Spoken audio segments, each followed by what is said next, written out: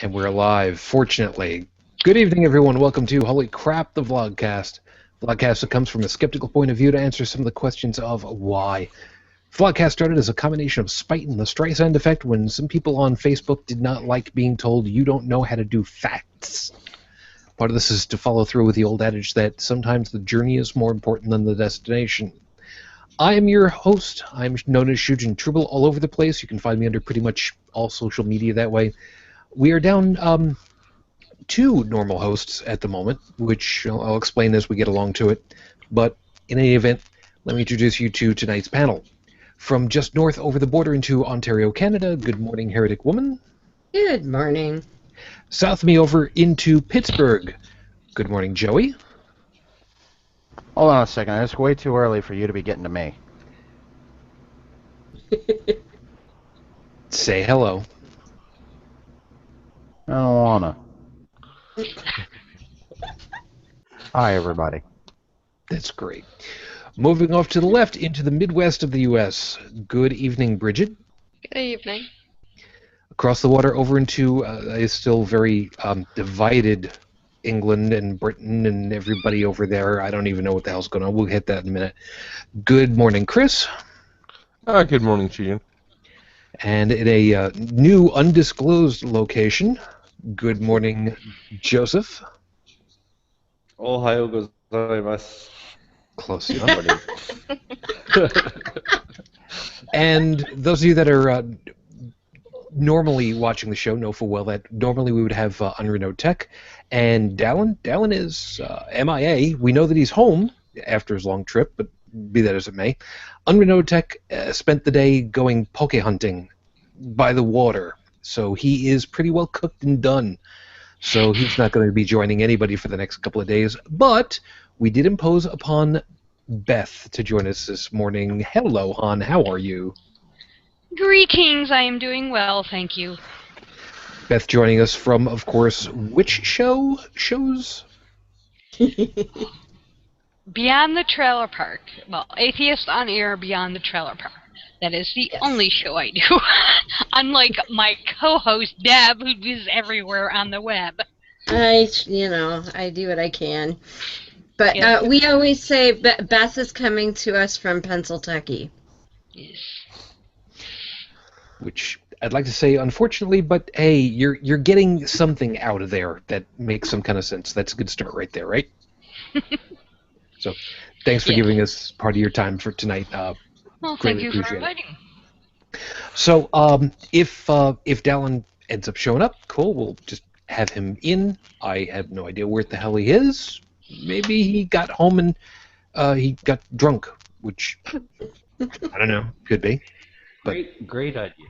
It would be, all things considered, considering this trip was weird. But he can talk about that himself a little bit later. Meanwhile, let's get everything started over here since we're a little bit behind on our timing. With apologies to Noah, Heath, Lucinda, and Eli, whatever the hell you guys were thinking, from the Scathing Atheist, your 5-minute freestyle starts now. I went ahead and I called this one off. Proof it. And you guys know full well, I hate the word proof. I hate that thing because there's so much baggage behind it. But again, I ended up having as a matter of fact, a couple of weeks ago, the term came up in I forget which podcast it was, but it reminded me of a cartoon where there were some people who were basically discussing the finer points of education and went ahead and said that you really can't know anything for sure with even the hard sciences like chemistry, because there's always some little bit of uncertainty in everything. The Heisenberg uncertainty principle, of course, comes up in physics and theoretical physics and cosmology, and, well, there's a whole bunch of stuff out there we just don't know anything about in cosmos, so sure. But then the math teacher went ahead and said, "Excuse me? Oh, right, yeah, we can actually have something where you can know something absolutely for sure, because math kind of works that way."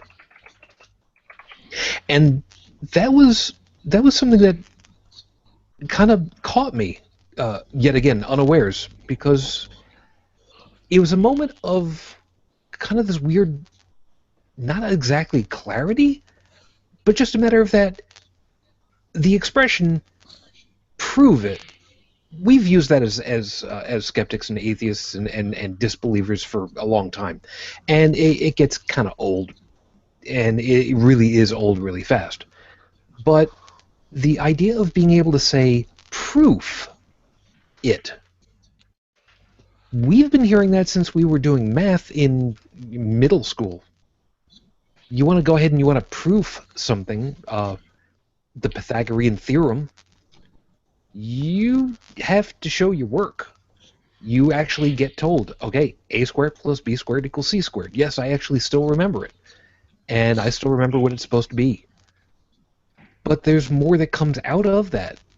Because you can figure out what the lengths are of all of the different sides, you can, with a little bit of work, figure out what the angles are for that particular triangle. Now, admittedly, you've already got one because, well, it's a right angle. That's the way it works. You did study this part in math, right? Good. Yeah, I know it's geometry, but go with me for a minute. But the idea that there are some absolutes that make sense is not a hard concept when you start dealing with math. Like I said, that's just the way it works. So when we go ahead and we tease people and we say, well, if 2 plus 2 equals 4, and we know this for a fact, if the Bible suddenly said 2 plus 2 equals 5, would you believe it? And sooner or later we inevitably get the answer of, well, if God said it, I would believe it, and I would try really hard to try to understand why, but I would believe it. You don't have to. All you need to do is to look at the logic behind it, and it's not terribly difficult. How many fingers do you have on your hand? Bobby Carey notwithstanding, you can figure this stuff out. All you need to do is just look at your hand. I mean, you've been counting since who only knows how long. I learned how to count in Spanish, too. Learned Japanese. And it's still the same numbering system.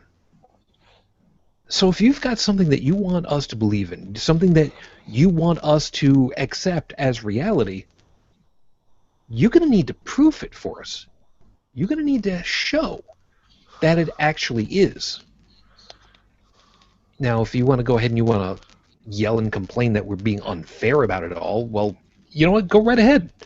But it's still going to come down to, if we don't have that little bit to change what we know about, well, the universe, don't expect us to go ahead and think differently about the universe.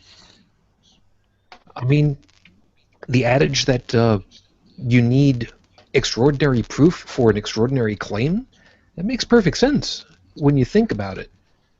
Because if you want to tell somebody you're not actually living on Earth, that's going to change everything. And if you want us to believe it, you got to really come up with something really significant. And believe me, you're going to have a harder time than you think if you think you can tell us differently about what the universe actually is.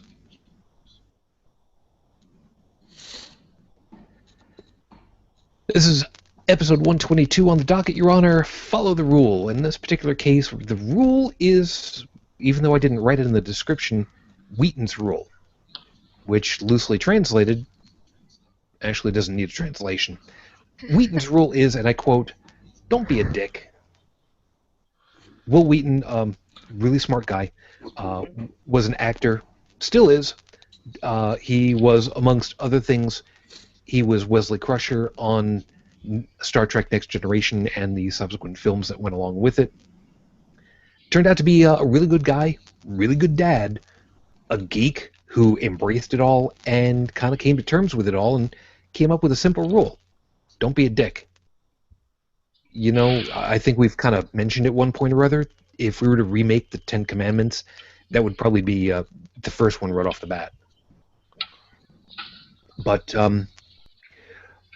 I got called out on some stuff that had happened on Facebook and basically told, why can't you just be, gentler because you're pissing people off, and that's part of the reason why you're getting, all the harassment that you have. And I'll come to that in a couple minutes because I mentioned about this on Facebook. So we're gonna kind of go through the idea of how gentle should we be? How gentle can we afford to be? And is it really worth it? I don't know. I'm not holding to any particular place on this one just yet, but we'll see where this plays us out. All I can say is they need to come see my wall. Yeah. We'll Or definitely my latest blog post. see where that takes us. But in the meantime, let's go ahead and hit the usual item before we get everything too much started. I haven't heard anything at this point in the news other than all of the other stuff that's been going on. Yes, I've heard that, but no new news on Rafe. Okay. So with no new news on Rafe, unfortunately, as of recording of the show, it is now 4 years, 30 days since Rafe was unjustly incarcerated for thought crime. Our thoughts and hopes are still with you and your family. Let's get the elephant out of the room real quickly, because just Joseph, we kind of mentioned about it earlier before we went live. Things have been nuts, as you put it. Well, you had mad, I believe was the word that you used for it. How are you doing? How has things been for the last week? I know it had to have been hellacious. Are you talking about like everything in general here in France, or me particularly? Well, whatever you've got perspective on at this point. Are you talking about the events in Nice? Yeah. Or Nice? How would you say that in English? Nice. I live in Nice. It's Nice, yeah. Yeah, I live in Nice. Yeah. Yeah, that well, wasn't very nice what happened there. Yeah, exactly. That's kind of the point that some people. Sam Mulvey specific. Yes, I'm name dropping a little bit. Sam Mulvey specifically said, "Could we actually pronounce it the correct way? Because calling them nice terrorists just doesn't have the same ring." No, it doesn't. One question. Yeah, Beth. What actually happened in Nice? Because, believe it or not, I haven't been paying attention. Oh boy. Well, Some guy drove a truck on the 14th of July. There's a fireworks display. It's Bastille Day here in France. Bastille Day. And somebody drove a truck into a crowded pedestrian area and killed 82 people. Oh. It was, and this isn't just a pickup truck. This is a refrigerator truck. Okay. That he rented especially for the occasion. Yeah. Because of its weight and size and all this, and everybody here is claiming that it's a terrorist act, but as of yet there's no connection, no notes, nothing left. He had no Islamic connections or anything like that. But he was of Middle Eastern. Thank you. He was from Tunisia. Yes. His origin, maybe he was born here. I don't know, but they're saying of Tunisian origin. But as of yet, there's just no connection to Islam. But he could be just another one of these excluded suburban frustrated types. Because this guy, he had quite a.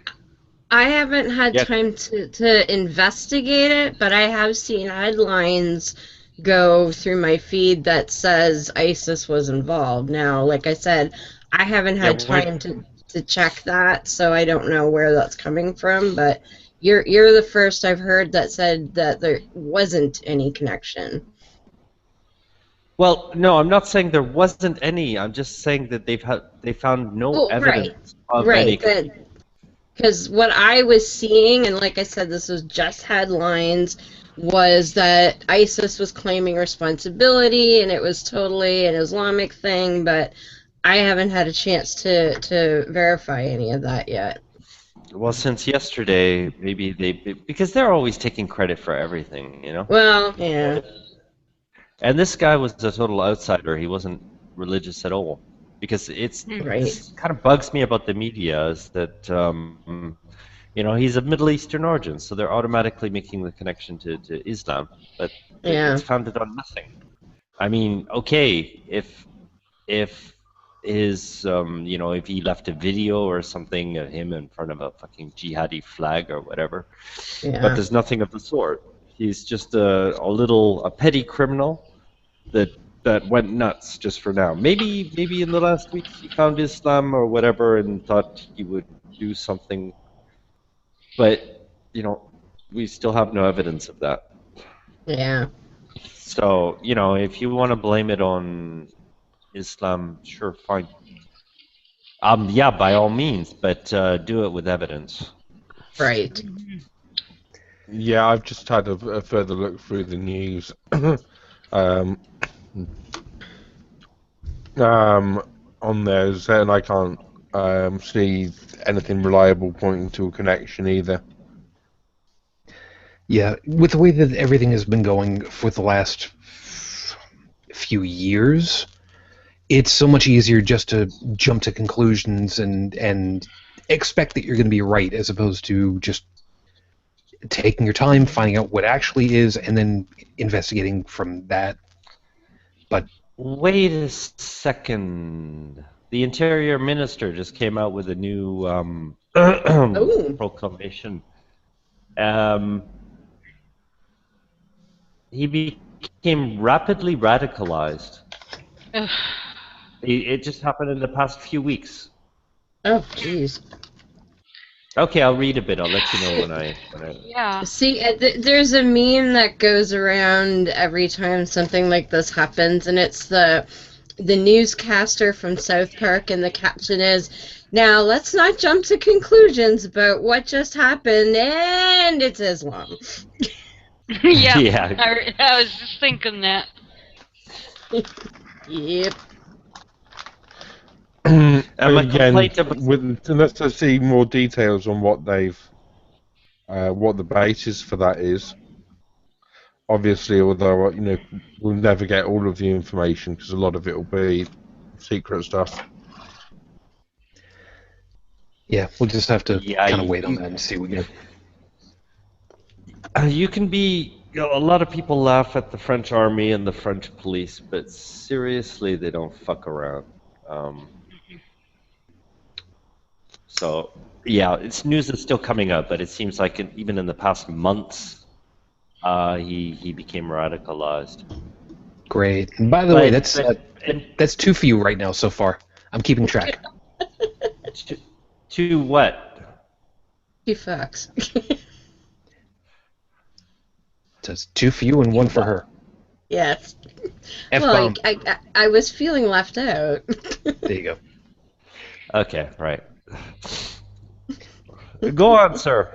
All right. I'll read a bit. I'll get back to you when I know more. Okay. So I had a couple of interesting exchanges on Facebook the last week or so. One of which I made reference to on my personal pages because that's what it all came to. One particular exchange ended. How can I best put this? I believe the current meme is, "Boy, that escalated quickly." Yeah. I think that's the best way of putting it. Yeah. I have no problem with naming names at this point because he's obviously shown himself to be a huger dick than ever I had ever known him back in high school. Gentleman, and I use the term very loosely only because he has 2 X. No, he's got an X and a Y chrome. Well, could Are be you 2 sure? X's, I don't know. I don't really tested? know. I don't, and truth be told, with the way that he's highly unstable, it's entirely possible that he has some latent homosexual tendencies that are repressed that are causing all this instability in his persona. I have no way of knowing if that's the case or not, but I figured, you know what? If I'm going to go ahead and play at his character, why the hell not? I've got more than enough ammunition for the rest of it all. He ended up with an exchange with me because he just does not like me. A gentleman's name, like I said loosely, is Thomas Bottolato. Tom Bottolato. Knew him back from West Babylon High School, class of 1987, if you want to go ahead and look that up. He's proven himself to be a dick, a knob, a douche nozzle, a professional grade cunt, I believe is the correct term for it. I Ass could be hat. wrong. Ass hat works too. Yeah, we'll go with that. Anyway, his one of his exchanges with me was, I'm going to go to, I'm paraphrasing now, I'm going to go to bed and kiss my wife goodnight, and he left it with a hashtag of things you'll never do. Yeah. Can I go punch his face in now? No. Please? No, you can't, because that's an international incident, and the last time we had an international incident, you guys burned down our fucking White House, so you're not allowed to do this anymore. I'll just burn down his house. How's that? Appreciate that. But, yeah. Paint it. Yeah, Paint it white. have you thought of taking his wife to bed and kissing her? No. Oh, yes, I did. No, wait. Now, see, my exchange back with that was, your wife deserves better. Yes. Now, Well, that would be you. well, now see, here's the problem. I don't like his wife at all either. And there's a reason for that. They went ahead and they had, don't know if they still do, they had a radio show of their own. I don't know if it's internet streaming or whatever the case may be, but they went ahead and said, they ran their mouths off because of a post that I did a while ago, which was, I'm a better dad than the God of the Bible. And I had waited a whole week after Easter to go ahead and post that and laid out my things about it, and he took, I believe the expression is, he took umbrage to that one. This goes back a couple of years. And, every time he had something to say, I dismissed it and told him, you're wrong, and here's why you're wrong, and you're just blatantly wrong. And no acknowledgement of this, just fell by the side. I mean, the traditional, I don't care what you've got to say, and at the time he'd even had with that particular exchange back when, amongst other things, making a fairly credible threat to my physical well-being, and said, amongst other things, that if his God didn't want him to do it, that his God would stop him from doing it. Which, of course, sounds vaguely familiar these days. Yeah. But, anyway, I will go as far as to say he has alienated himself from a lot of people that knew him for that particular exchange. And I have made it abundantly clear at this point that I'm going to be checking through the people that I know who we might have similar associations. And if there's somebody that still has him friended and I find out about it, they'll be cut out. Just done. That's it. No yelling and screaming about it, just gone. Now, that's one end of the spectrum. Here's the other. Somebody, again, back new from high school, not going to name names this time, because of the way this one turned out. The person posted, reposted, I guess, is a photo meme of Leonardo DiCaprio holding up the champagne glass, giving a toast, and the text to it says, here's to hoping that President Obama's trip to Texas goes as well as JFK's. Yeah.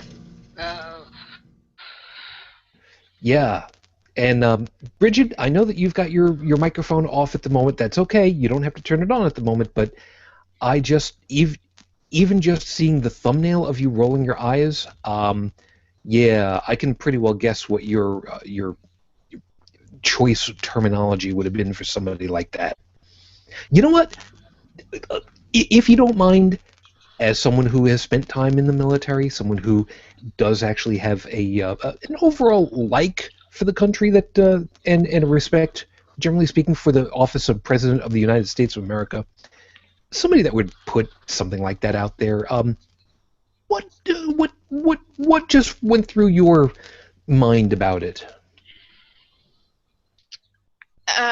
That's worse than being a douche nozzle. That's douche canoe. Go and threaten the commander-in-chief like that? I don't think so.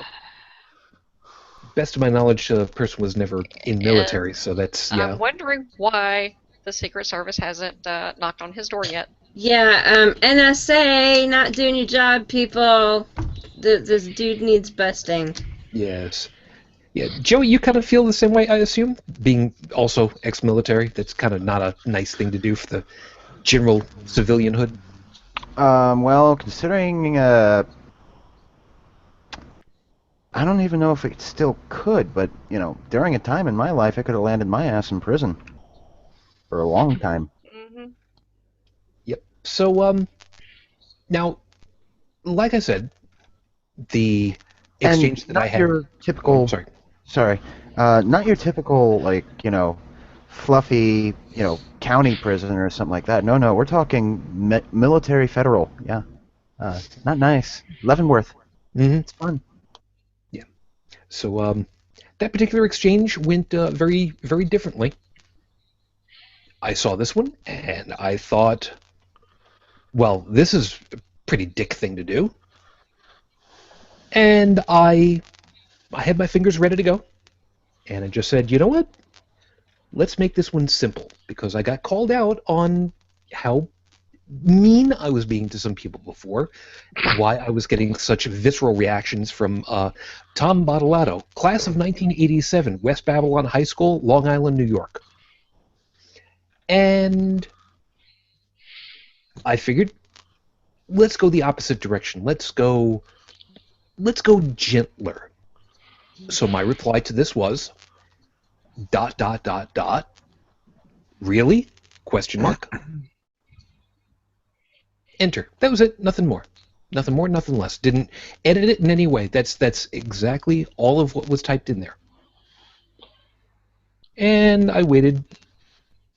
You know, I didn't think about it, and then, you know, a couple hours later, it was like, I wonder what was finally said about that. And I looked, and it didn't show up in my feed, and I mean, you know, it didn't have any announcements. And then I went scrolling back down through my feed, scrolling. You know, it's not there. I wonder. No.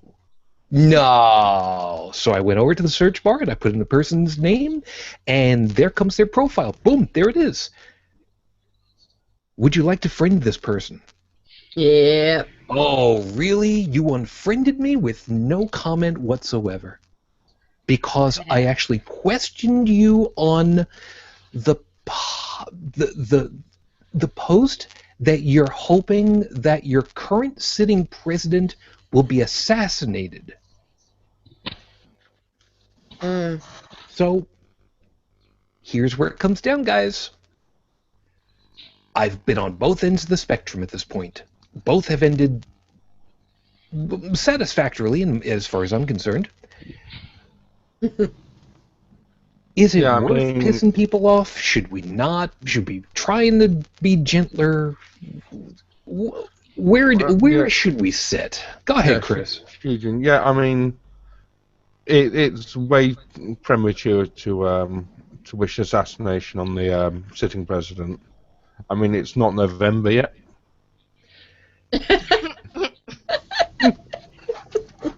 I believe that you're referring to the president-elect, perhaps. Or whatever there will be. Yeah. Well, as far as the tactics go, I mean, my wall, for instance, is my wall, and whatever the hell goes on there, and Beth has seen me blast people on there, and I get some twit who's, you know, I love the ones that have been, you know, quote, friends with me for over a year, and I say the same stuff all the time, and suddenly they're like, oh, you offended me, and I'm like, where the hell have you been for the last, you know, 10, 12, whatever months that you've been on my friends list? Like, the Muslim guy was one in particular. We'd been friends for, I think it was 13 or 14 months, and it was after the Paris attacks, and I said, "Fuck Islam." He's like, "You disrespected my religion." I'm like, Remember that one? that's the first time this week. Where the hell have you been? Yeah. So I get that, and actually a friend of mine, like an actual, like, I've met and been to his place friend of mine, he posts all the time, and he likes to post like just, hey, here I am at the gym, or but he also goes out in the winter and gives coats and blankets and things to homeless people, and he will often talk about that. And so anyway, he likes to talk about his life on Facebook, who cares? He's a happy guy. He likes to share it. And people on his friends list, and these are, again, people that he actually knows, were bitching that well, why did you post that? Or why did you post this? And he made a post the other day, it was like earlier in the week, something to the effect of, "Oh, I guess I'm gonna have to take some stuff down, and like, man, are people critical?" I'm like, dude, what the hell are you doing? That's your wall. Why would you take anything down? He's like, "Oh, well, yeah." I said, it's like that person went to your house, and he's got beautiful art all over the walls. His name's Art too, which is kind of cool. But he's got beautiful artwork. For instance, him and his husband are fans of Frida Kahlo. I love Frida Kahlo. So I said, it's like somebody went to your house and was like, "I don't like Frida, take it down."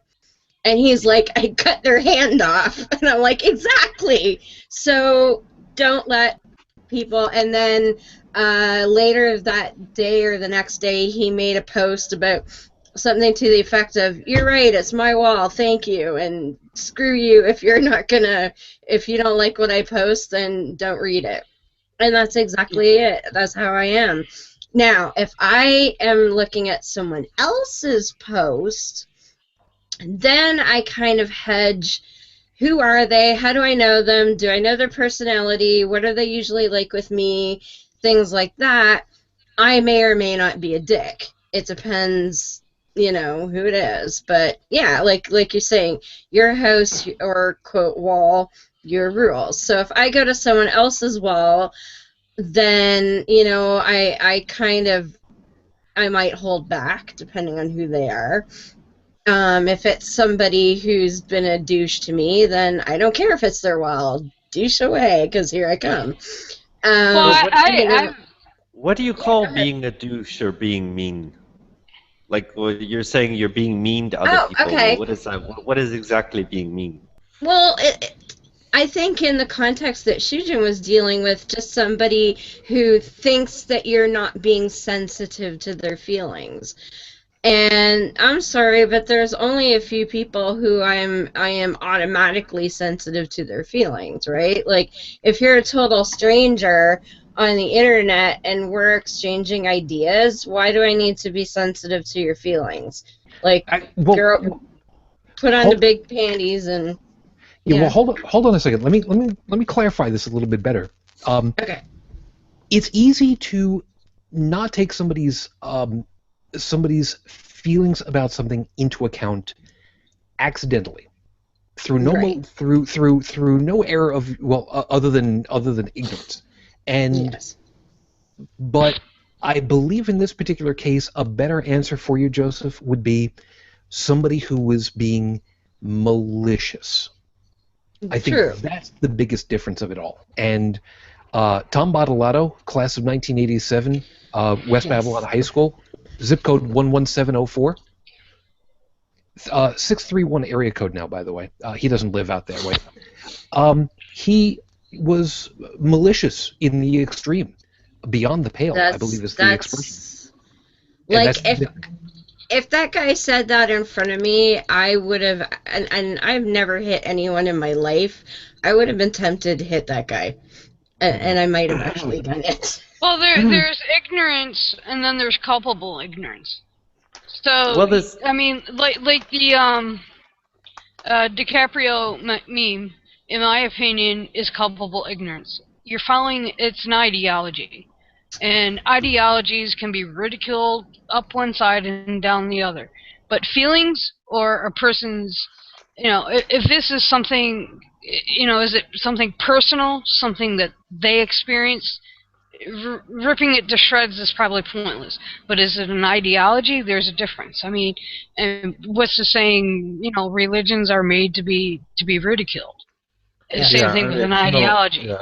And it's not just that. Is if someone has opened the door to complete douchery, then that's fine. I mean, I had one thing come across my feed recently of someone who felt it was perfectly acceptable to use the deaths of 84 people in Nice and the injury of countless others as a soapbox to stand on about gun rights. What?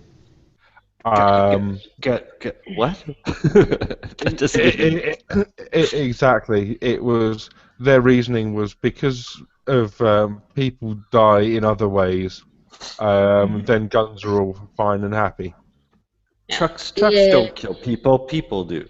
Yes. Yeah, that kind of bullshit. Well, except but if was one falls off the jack or something. So if you're going to put out like disgusting and horrible views and evidence of what a failure of a human being you are on the internet, then don't be fucking surprised if the internet reacts. Yeah. Yeah. Well, and there's the thing. If you go back to the whole Duck Dynasty flap, where Phil Robertson in the GQ article said what he said, and then he gets all pissy because he suspended him, and the Reich was like, "Oh, you're against my free speech." Well, you can say whatever the frick you want, but you're gonna suffer the consequences. Yes. And Shujin, my opinion of you, you're always too nice. I know. That's like somebody. The first thing that happened when you said in the thing, people think I'm too gruff. I'm like, what the hell planet are they on? Well, it's like I asked Debbie while we were introducing. I said, "What's our topic on it?" And then she briefly told me, and I'm thinking, but Shushin's not gruff. He's like, you're very thoughtful, and the fact that you handled one incident one way and decided to handle the other incident another way with basically the same results, it just tells me that you're doing things just fine. And I think Deb alluded to it as well, is a person has to take each incident into consideration and what's going to hold. Like, I go to Deb's wall and say, sorry, I'm hijacking your post, because, well, for me, it's when they get on the whole homosexuality in the Bible thing, I go off on a tangent because it really pisses me off. And she's like, oh, no, that's fine. And, so I know going to her wall that I can pretty much, say whatever I want, and vice versa on my wall. And like her, if I go to somebody else's wall and they post something, I probably will let it go. But if it is on my wall, if you proselytize on my wall, I'm going to rip you up one side and down the other. It's like you said, Shujin, my house, my rules. Yeah, my brother tried that on my wall. Oh, yes, that's right. I kind of got into that too, didn't I? What did he try Why to do? does that not surprise me? I don't know.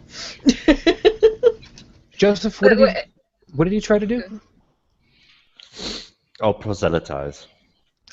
Just some sort of comment I made, just like for a while he was, every comment I would make, I sometimes come up with like status updates that are kind of cryptic or quote unquote philosophical.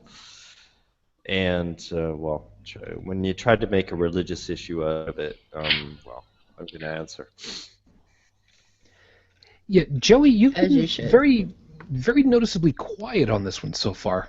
You don't have anything to drop in on this just yet? Being that I don't do the whole Twitter and the Facebook stuff, not really.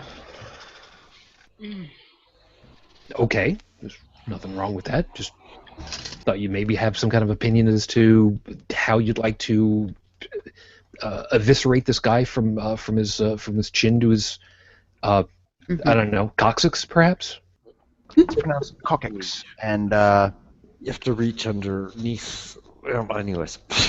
and while I typically aim for the cockles instead, some of you get the reference. Never See, mind. I get that reference. Good. Yep. I'm just not that violent. I'm growing less and less violent in my old age. I, for one, am glad that you're able to have that luxury now. You know, being old and all. I mean, one would have thought that birthdays would have stopped for him when he died the first time. I mean, it doesn't work that way for some people. Top aging. Nope. Yeah, that's great. Dying is overrated anyway. Yeah, ain't that the truth? Terribly overrated. Simply awful experience. They kept me waiting forever. Am I going to I be would- alive again soon? I would point out, though, another one of my quote favorites is, somebody comes on my wall, they say something stupid, so I blast the crap out of them, and they come back with, because I will say, I don't put up with that crap on my wall, or I'll be like, get off my wall, or whatever, and they'll say, but this isn't your wall, this is Facebook. I'm like, Oh God, I went through this the other day. yes. And it's because they're seeing it in their news feed, so they don't realize that what they're commenting on is actually on my wall. And I'd be like, I posted this on my wall. Come here and look. See my wall. Now get the fuck out. Because of their feed, their things are going to show up.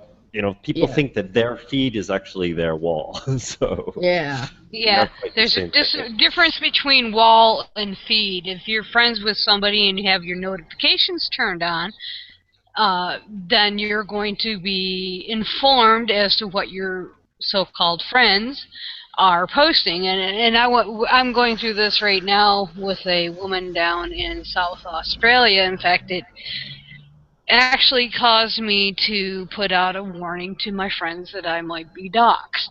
Why I haven't been doxxed yet surprises me.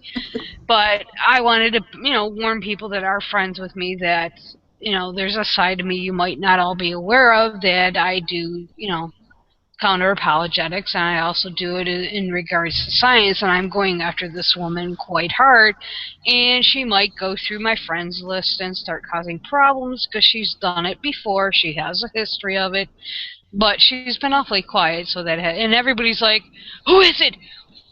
They want to sick her.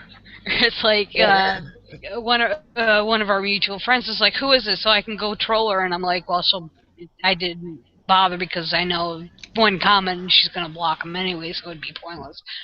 But it never did occur, and one of her gripes in the past, well, since 2005 when her situation started, was that I own Facebook. Well, theoretically, when you're a business, Facebook owns Facebook, and really what you post is public, so no, you don't own it, and it's like, we're going round and round on that point, and a bunch of other bloggers and skeptics have pointed that out to her, and she just totally ignores it.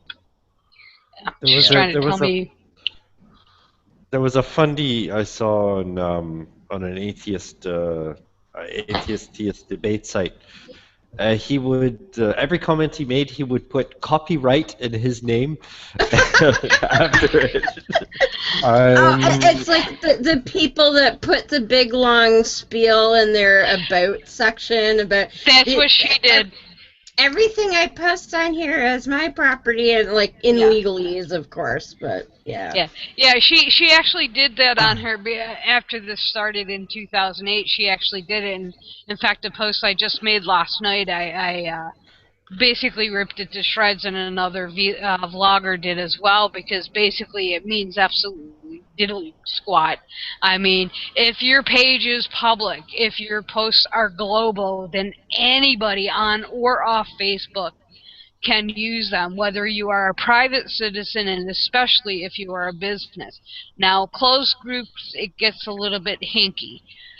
I don't. If a group has over 300 people, I don't consider that private. But I will remove names, depending on what the situation is. But it's just, yeah, that thing. I mean, I have friends that post it that are on the con nutter side, and I'm thinking, and I'll write to them, dude, this means absolutely nothing from a legal standpoint, and you can whine and cry all you want, but those of us, we're going to make fun of it. And they're like, you can't make fun. It's like, grow a pair of cojones. It's like, and going back to what Shujin said, I mean, with the DiCaprio meme, I mean, it's like, threatening the president, I mean, if you like the guy or dislike the guy, you're threatening our president. That's just bull. It's getting back to the being mean thing. There's something behind it. If you're going to describe an accusation of being mean, when somebody's accusing you of that, they're accusing you of having intent to harm that you might not have, and like to transform everything into that.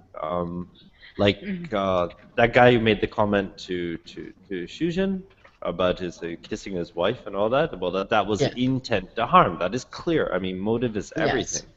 So, accusing somebody of something where the motive for that thing isn't even there, is kind of weird. That's a good point, though, Joey. Yeah, and he knew full well the intent of it all, because he knew that my wife had passed. As a matter of fact, it's 11 years now, and I had a number of people. We're not going to name any kind of names, and anybody that might have anything to do with it at this point, please just wave it off at the moment. I had a number of people who checked in on me, just to be sure, in various different forms. Some were public, some were private, which was very gratifying, I should say.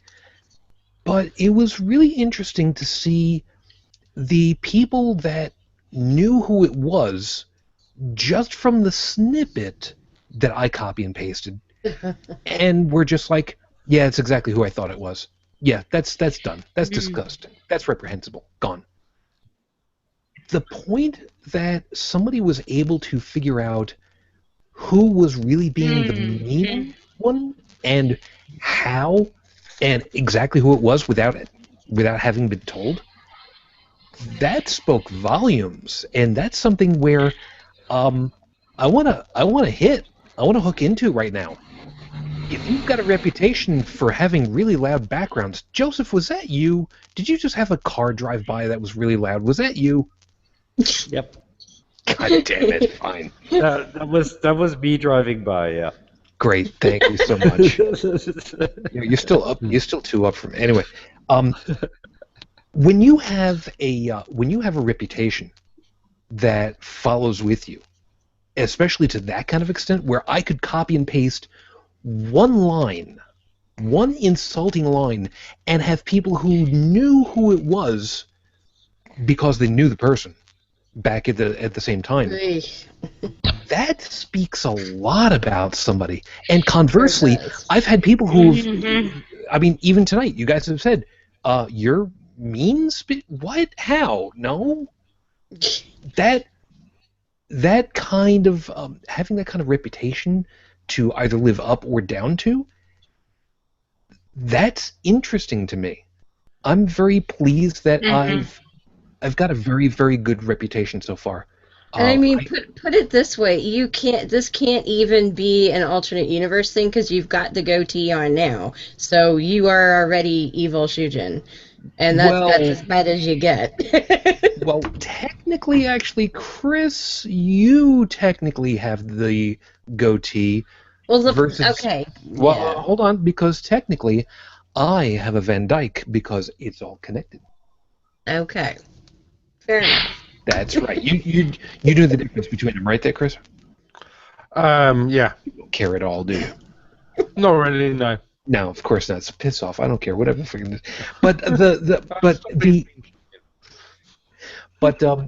as far as the reputation thing is concerned, I was gifted.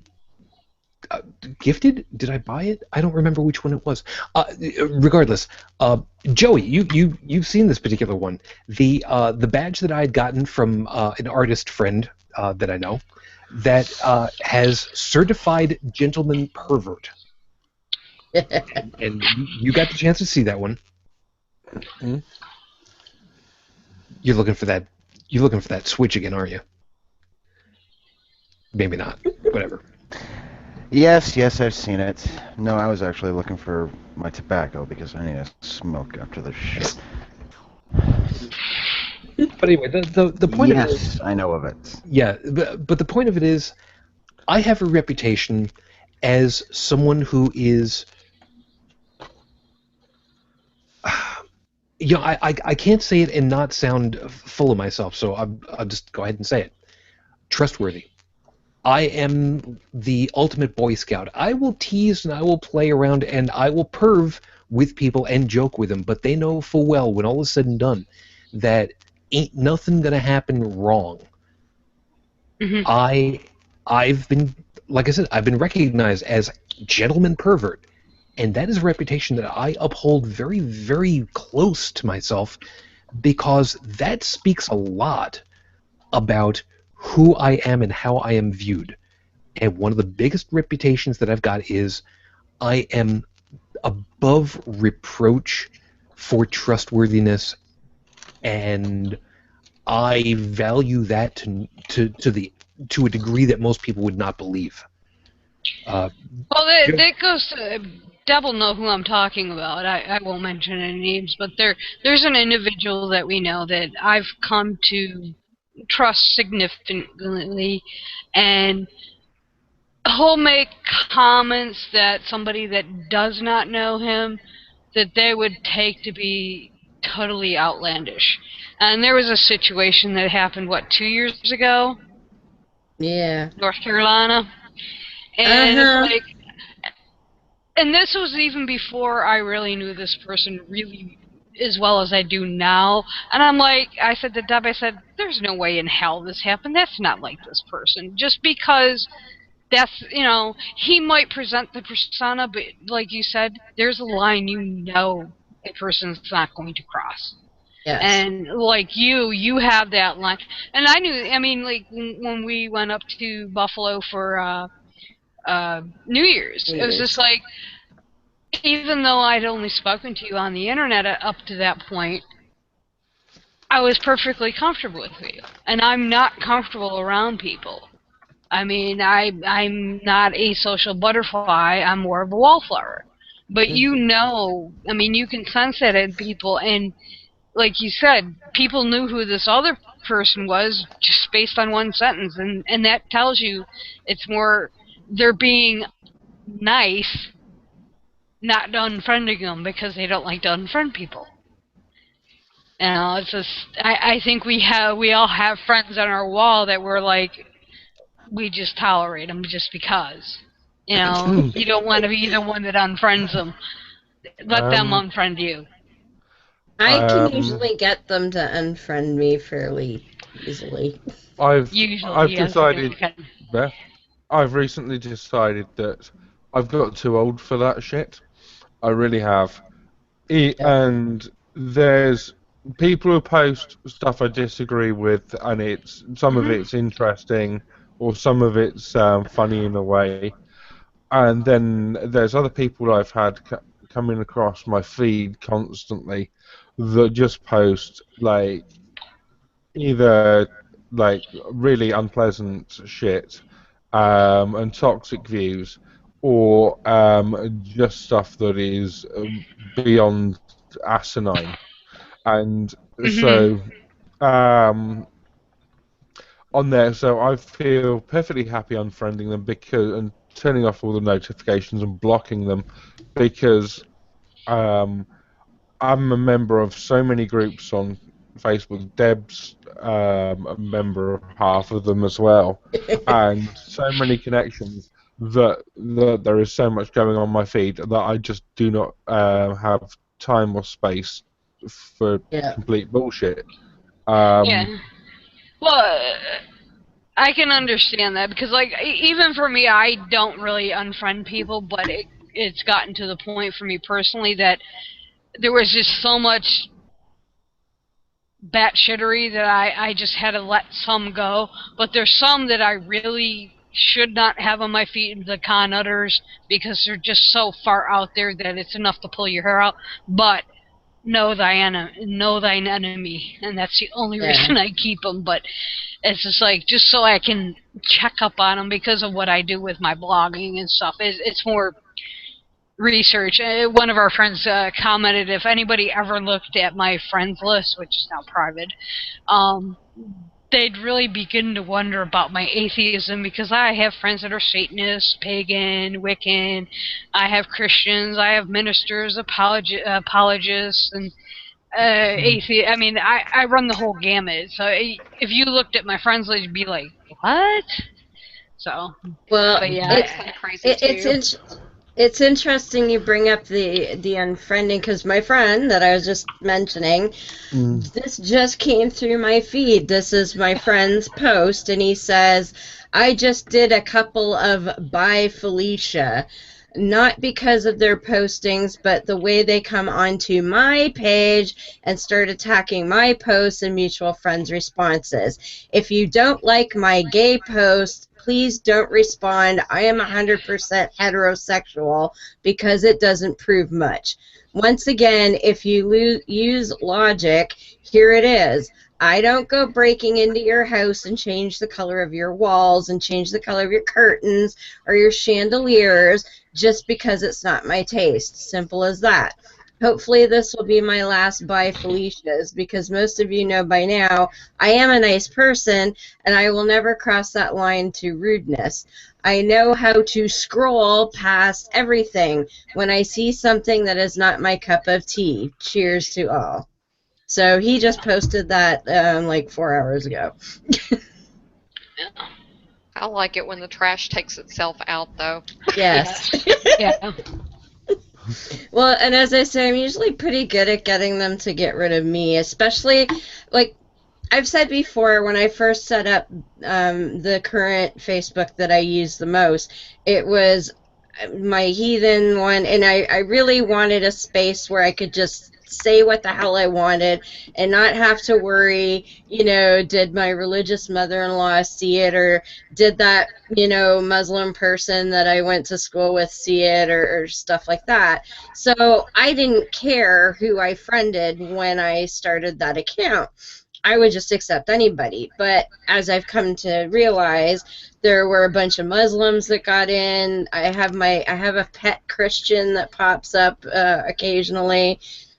Things like that. But especially with the Muslims, when they come on and they start whining that I'm disrespecting their religion, I can usually get them to block me in an hour or two. Heretic Woman, Yes. Just one thing. Yes. Seeing as we are not under the Senatus Populus K Romanus, the term pet Christian kind of went out a couple hundred years ago. Let's try to avoid that one. This guy, no, I that's kind of how I see him, because again, I friended him when, you know, I just accepted everybody. And he will crop up on a thread here and there every few weeks. Yeah, that guy. Sometimes it'll be 2 or 3 months, sometimes it'll be 2 or 3 weeks, and he'll crop up on one of my threads and start, you know, he's not too bad, he's sort of mildly annoying. So I haven't, you know, really tried to get him to leave me be, because, like I say, he's sort of mildly entertaining. But yeah, that's why I call him my pet Christian, because he'll crop up here and there. I understand. It's just, you know, my fellow history buffs will get what I'm referencing. No, I get what you mean. No, I got you. And yeah, it's not quite the same thing without the forged iron links, right? Or anybody who's seen the show Vikings. Right. Yes, I It's a good show. Good show. That pet Christian got a lot more entertainment than this one's ever gonna get, though. Well, he also got an axe to the face. Yeah, well, Oh, yes, thanks for the that spoiler. You're welcome. Yeah, spoiler, we all die. Yeah. I don't know if you guys remember, there was an article a couple months ago where this woman had innocently taken a photograph of her husband holding a small child in a shower, and she posted it and explained the background. The child had been violently sick and was both ends, and the husband was cradling the child and being a father. So she posted it on her photography page. I'm assuming on Facebook. I don't remember all the details, and people just went apeshit over it. They slammed her up one, not even knowing the real story behind it. I mean, it wasn't perverted. It wasn't a nasty picture. It was just, the story behind it. She was explaining, this is my husband being a father. And they just lambasted this woman. That's the thing about going on someone else's wall. It's like, you can't do that. I mean, well, you can, but, I mean, people are so quick just to respond to the headlines or the photo. Yeah. There was it's annoying. I remember that photo on there, and there was nothing offensive about it. And no, I think it's a beautiful photo. Yeah, it was a well shot photo, and there was nothing untoward about that. And then reading the story behind it as well. And in like so many modern houses that just have showers and no baths, like how else are you gonna wash your kid? Yeah. Well, it's just like a couple years ago, my ex-brother-in-law posted a meme photo article, I can't remember which, and in the photo was President Obama carrying a book, getting off the plane. It was before the 2008 election, and it was called Postmodern America.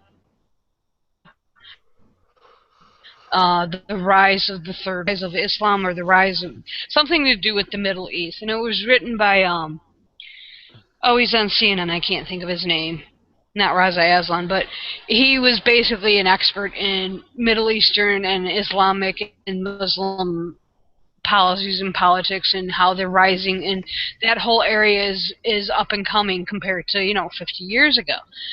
And this article just slammed it. Oh, see, he's a secret Muslim and blah, blah, blah. And so I wrote back, and I usually don't respond, but this one really pissed me off, going back to the DiCaprio meme.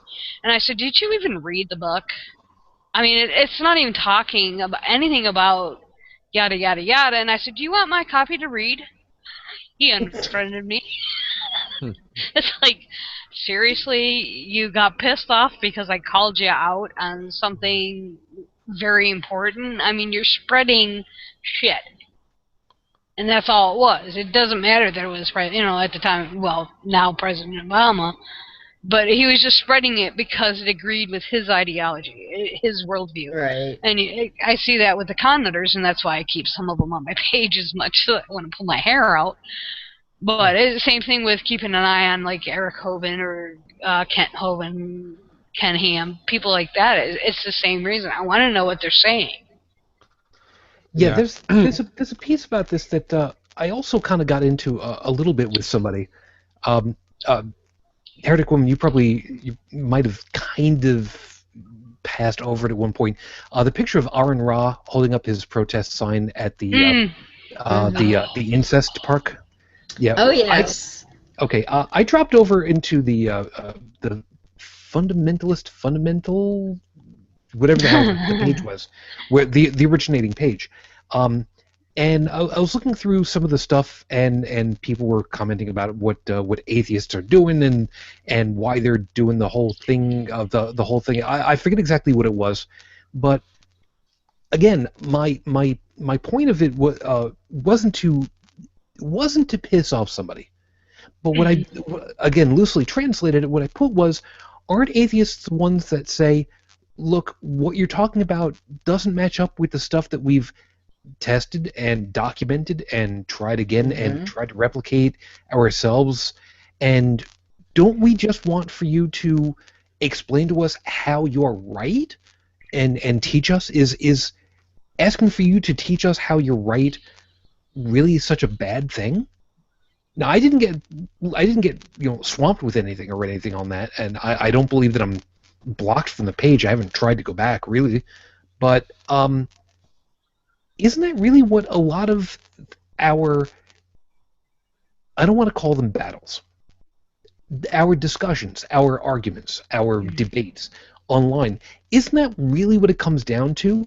Show me how you're right, show me how I'm wrong, show me how this all works, and okay, if you're right, cool, great, let's have at it. Is that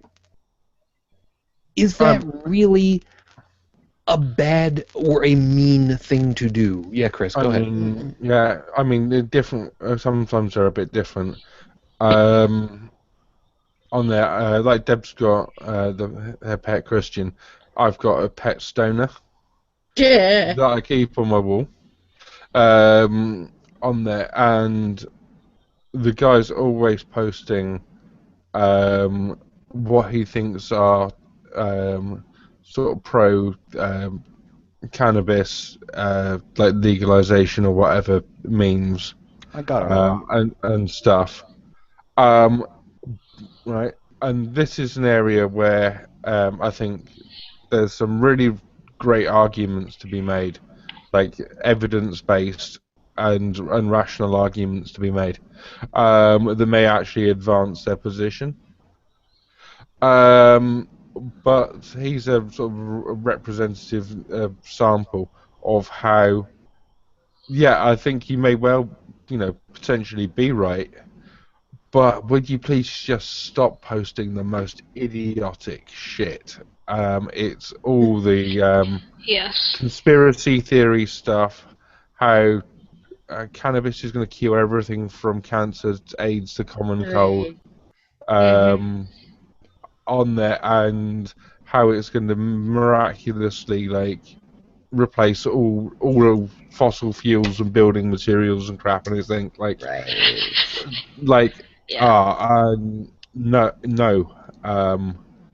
On there. Hold on a second. Hold on a second. Let me dovetail onto something with this, because there's something else that's being really, really annoying that kind of tails all into all this. Yeah. Don't use photo memes for making your arguments. Yeah. And I'm going to say this one very clearly for a very good goddamn reason, because I came across one today that really stuck in my craw. Somebody who said, who posted one of Donald Trump, and it said that he owns, although it's actually his organization, what the hell, 518, sure, let's go with that, 518 companies, 7 of which filed Chapter 11, meaning that he's got a 98 point, whatever the hell it is, success rate with companies, and you want to say that he's unqualified to run the country like a business. All right, now hold it right there. Hold on for it right there a second. My reply to that was, because I actually started to go looking for it myself, my reply to it was, how much money did those 7 businesses lose? And how much was it compared to the other 511 companies? How many people lost jobs from all of that, and compared to the rest of everything else? I'd really like to have a little bit more context to go along with this. Yeah. That's the problem. And that's the piece I wanted to make sure that you got, because, Chris, from what you're saying, so much of that context just ain't in those pictures at all, is it? No, and it's also in his comments. And so I'm constantly post back and say, look, it seems like you've got a reasonable position. Like, if you want to advocate it, actually post something that makes sense. Here's some ideas. Mm-hmm. And then again, as you were saying, Shujin, I get those kind of photo memes. Some of them are good and can make a decent point, in a clear way on there if they're well composed. But most of them are absolute nonsense. On there, what was that thing about the giraffe and the coffee we both commented on earlier? It was For which we're both going to hell. okay. It was a thing about a giraffe's neck is so long that if it were to drink hot coffee, it would be cold by the time it got down to the end of its neck. Do you even think about that? No, you selfish bastard. You're only thinking about yourself, aren't you? My methodology of testing that, I'd be going to hell. I'd be going to hell really, really, really fast. I will explain it off the air. And it's just like, so what? So is this a major issue for giraffes? Would a giraffe care? Well, right. Is this actually true? And I think probably not. Probably not. But for those of us that understand the great heavenly giraffe, we understand it, don't we, Joseph? Bree! Bree! That's right. Some people get that reference. I can very well guarantee it. Anybody that has been to AnthroCon gets that reference. Anybody that hasn't doesn't have a freaking idea what we're talking about at this point, do they? No. No, not a word. We'll. I will say this much, though, while we're on the topic of drinks. Trump, piss off already. I happen to like my Mexican import. Good point. And he's drinking the Mexican import Coca-Cola glass. The one that is in the glass bottle with actual sugar. Mm-hmm. Because fuck my health. Well, we have those up here all the time anyway, but you know. Yeah. Yeah, I'm gonna put the thing in the show notes so that people got context for that for later. Short version, AnthroCon last year? It was last year, wasn't it? You don't know. All right, I'll find it. Anyway, it's a video that to the Ranting Gryphon, who's a stand-up comedian by trade. I don't know. I had to be somewhere else for that evening, so I had to miss that show. You know, you're really gonna go ahead and just fucking needle me on this now, aren't you? You're gonna be a dick about it, aren't you? Well, you're the one with the scheduling problems. That's great. I see how that is. Fine. I will make sure the video is in the show notes so that people can go and look it up later and better understand it, because we need holidays of our own. So you know what? Screw you, man. I see how it is. Anyway, so that was basically the reason why there was the whole furry thing that ended up with it, because it's a running joke right now. But the funny part of it was, I actually did do a little bit of homework on that. I did take coffee, and I did find out how hot it is in the carafe, 170 degrees Fahrenheit. And I did try to figure out about 100 degrees Fahrenheit how much coffee versus milk in order to get to that, and then tasted it and decided for myself, I wouldn't want to drink coffee at that temperature, at body temperature. No, that's really disgusting. Did you try it for yourself, Chris? Did you find out? Did you see? I don't actually drink coffee myself. You know what? Fuck you too. Heretic But Woman, did you I try did that? a more physics model. You know, I Don't care. drink coffee either. You know what? Tea. If But anybody would like to point go is- ahead and see about Yeah, joining us on the show next week, we've got a couple of You're spots open. looking at the temperature it goes into your mouth there, rather than the temperature it hits your stomach. well, I was gonna say. I don't want to hear anybody criticize unless- anything about coffee till they've had to unless- enjoy. Go ahead. Unless something is really, like, really, really hot or, like, extremely cold, you don't really notice temperature after it gets, like, past your mouth really much. You know, so, Oh, I really? mean, I don't. So when I drink something, like if it's cold or warm, when it gets in my mouth, that's where I care.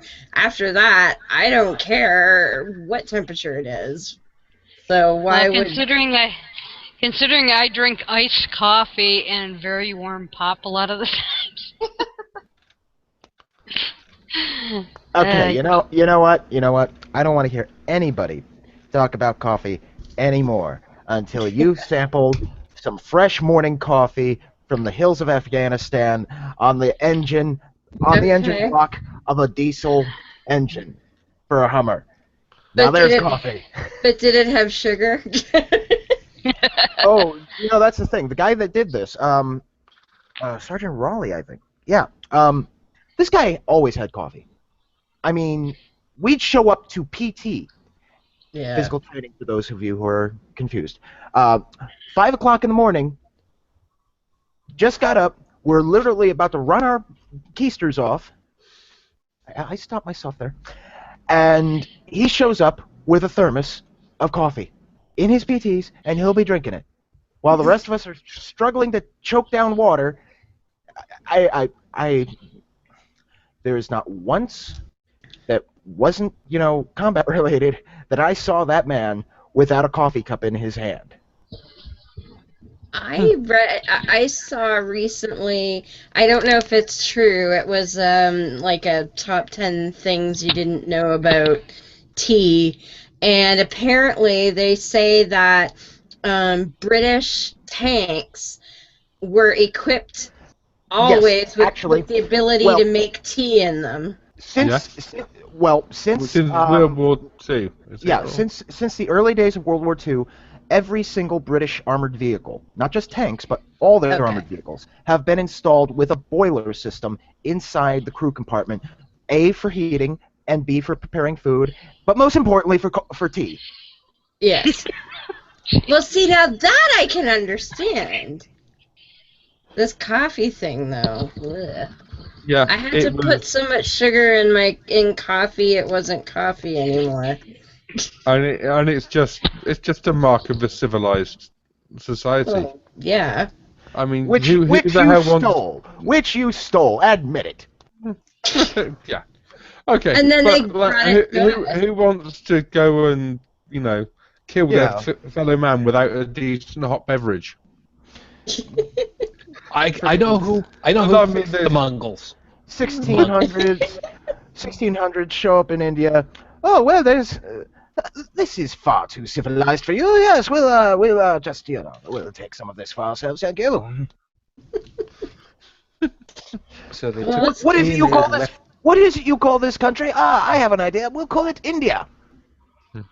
So they took the tea and they left the curry behind. That's what you're trying to say? Yeah, we took too. the curry as well. Yeah, they took the curry too. All right, fine, whatever. So anyway, all right, back onto topic because we got a little about a half hour. We have a topic. Ooh. So how about this? Tell me, boys, got a point there. Yes. Okay. So you know what? Leaving the idea of whether we're being mean or not to people, because I think we've pretty well agreed that I'm a nice person. So yes. And I fuck just you, hate Tommy. everybody. Yeah. By the way, if you want to go look up how wonderful he is to his customers, Tom and Susie's Bagel Place. I forget exactly where it is. It's somewhere in Virginia. I'm sure you can look it up on the Googles and Yelp. And look for the scathing remarks. You should be able to find it from there. And see, I can't be sued for anything that I'm talking about because it's all documented and it's all real. Oh, that's the other thing I was going to cover briefly. God damn it, why? Is as Beth mentioned, Facebook is pretty much public these days, and things like potential employers and whatever are known to have a quick scan of your Facebook page and see the kind of things. So if you are projecting yourself into the world as an absolute arse, then that kind of thing, it could come around and bite you in 5 years' time. Yeah. Yep. So there's actually cases of that. Yeah, there are cases of that, and so. And some employers in their application literature will say we will do that kind of background check. Yeah. And well, so the Chick-fil-A guy. Yeah. From 2 years ago, he went to Chick-fil-A through the drive-through, harassed the employee taking care of him. 3 days later, he was fired from his job because he was, I believe he was management at the time, and management, or some type of upper management, and they had a code of conduct. Well, he violated the code of conduct, and like, Phil Robinson of the Duck Dynasty, he whined and complained. Well, you sitting here bragging about what you did. What do you think's going to happen? People aren't going to like it, and guess what? Your job didn't, so they canned your ass. Yeah. I've had to deal with that twice now. One because and this is something that they had touched on for our career planning in school. They do actually now prepare students, and they warn them, hey, social media, Facebook, Twitter, whatever. Be careful what you put out there. Keep it professional because it is too easy for an employer. They have staff that are on HR boards whose specific job is to take applicants and start, do a web search, see what turns up. And for example, in the military, that can be a very serious thing because depending on what you put up on your Facebook or whatever, if your commanders, anybody in your command chain, catches onto it and it is no bueno,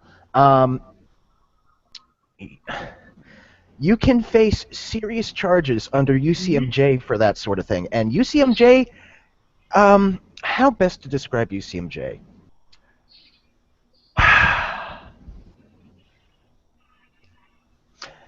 If your normal criminal justice system is, Kool-Aid, and the civil justice system is your little Mio drink squirter thing, then UCMJ would be Mike's Hard Lemonade.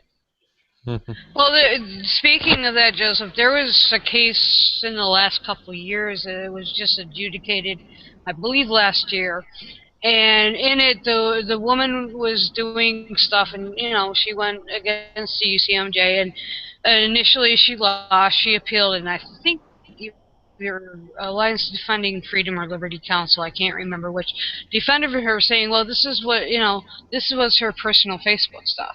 And it's like, doesn't matter. I mean, in the military, it doesn't matter.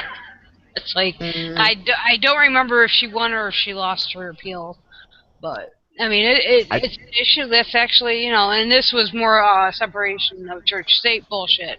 But, it's perfect point. I mean, military is totally different than civilian. Whenever you're wearing the uniform, you are representing the military, not yourself. Yes. Sorry, but that's just the way it is. That's in the fine print. Well, it's just like Gordon Klingenschmidt. He was told not to wear his uniform to the prayer rally. He did, and then he tried to file an appeal saying that he was there as a chaplain. Well, it's like Navy told him point blank, do not wear your... And he did anyways. Yeah.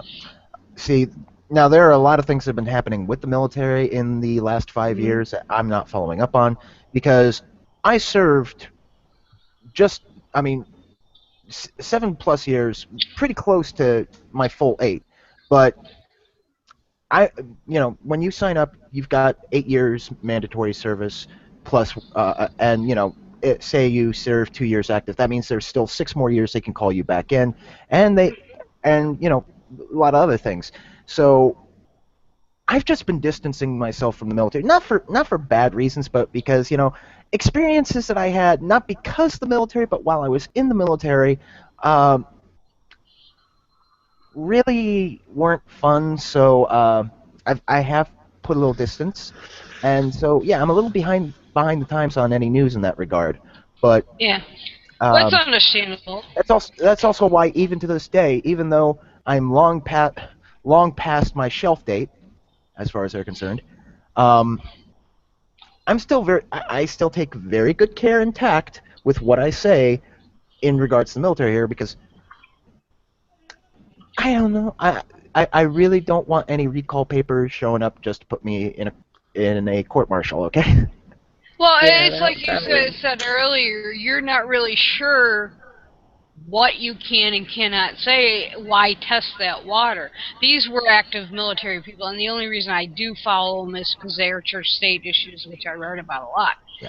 And that's the thing. I mean, when you're in the police, even like if you're in the police force, depending on statey or local, regional, whatever. I mean, just because regretfully, you are a cop 24/7. And there's been police that have gotten in trouble for stuff they've posted on Facebook. Most of it that I'm aware of has gone the racist Second Amendment stuff, and not to get into that debate, and they wonder why they lost their job. Well, that's not the image you signed up for, like you said. And now I do speak out about certain things involving the military on the show. I've done so before to great length, but I do so respectfully, and I do so analytically. For individuals who are in the military who do stupid shit, well, that's just because you're an idiot and you're going to get the full brunt of the hammer. Yeah. Yeah. There's where I was actually going to be taking this down to.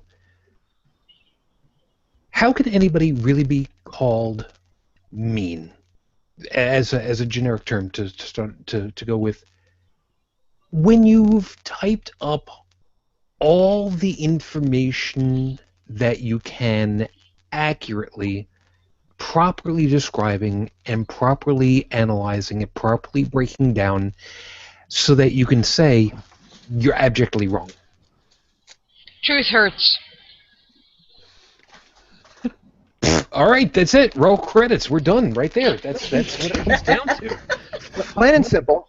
If it's a misunderstanding and somebody's being overzealous with what they're doing, that's one thing.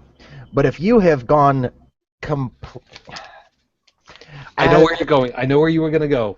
Don't do it. As Robert Downey Jr. once put it, if you have gone full retard, you have no one to blame but yourself. Knew that's where you were going. Don't get mad at those who pointed out to you, because hey, they're lending you a hand. They're pointing out, yeah, you made this mistake. Maybe not do that again. May I give an example? Go for it. I'm in a discussion with a homeopath. Well, I won't say discussion because so far it's only been one direction, mine. Yeah. Are they using very small words, by the way? Yeah. I'm assuming y'all know what a homeopath is, right? Yeah. Oh, yeah. Okay. For those that don't, they basically prescribe water. But she says, it works. I have proof, anecdotal evidence of case studies from clients. I have 1,800 plus scientific peer-reviewed studies that say it don't. Who's right? Yeah, and then adding to that, there's all of physics, chemistry, and biology, which says there is no reason to expect this to work. Yeah, but the whole thing is she's got a bunch of and this is bullshit. And this is a lot of what I see being pointed out is when people post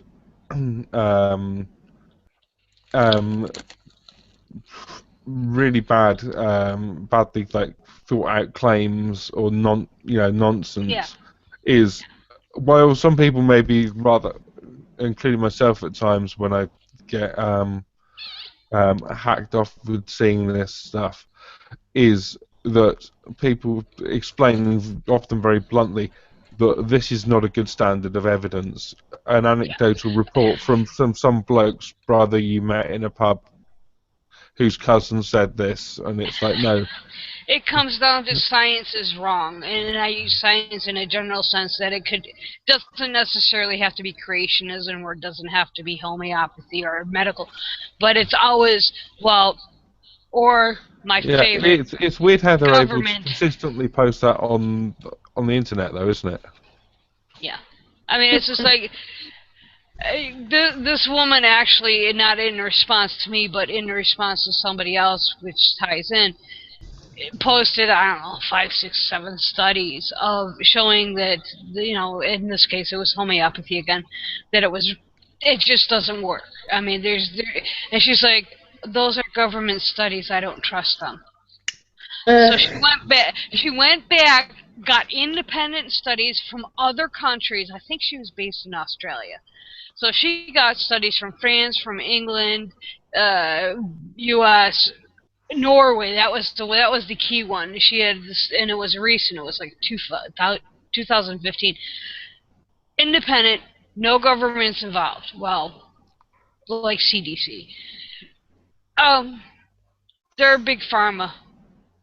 Uh, And you get it. You get it in arguing creationism. The science is wrong. It's like. Well, and it's like when I argue Islam and I get, okay, the Quran says X. Well, you have to look at the Hadith. Okay, well, the Hadiths also say X. Oh, well, not those parts of the Hadith. Okay, well, here's 5 tafsirs. Oh, well, not those tafsirs. Or I don't use commentary. Why do you need that shit? Like, you don't. Why do you need those books? Well, that's the question you should be asking. I do. That's my other go-to argument is, why is your God so stupid that he can't write something that you don't need, 500 years of commentaries and hadith and all this other crap? Why can't you just read what he wrote and know what it means? Right? And they never have an answer for that either. Or it's free will, but that's a whole other ball of wax. But that's what happens is depending on somebody else to tell you for your entire life, it's bad to kill. I mean, Jesus Christ. I know. Well, I just Well, how would you know? How do you know it's bad, Joe? So. What? I mean, you have no morals. You don't know that killing's bad. Yeah, well, anybody with a mind of their own who can look around themselves and compare themselves to other humans or make value judgments for themselves, they're going to understand pretty quick that killing your customers is not good for business. For starters. But we as atheists can't make value judgments because we have no morals to base them on.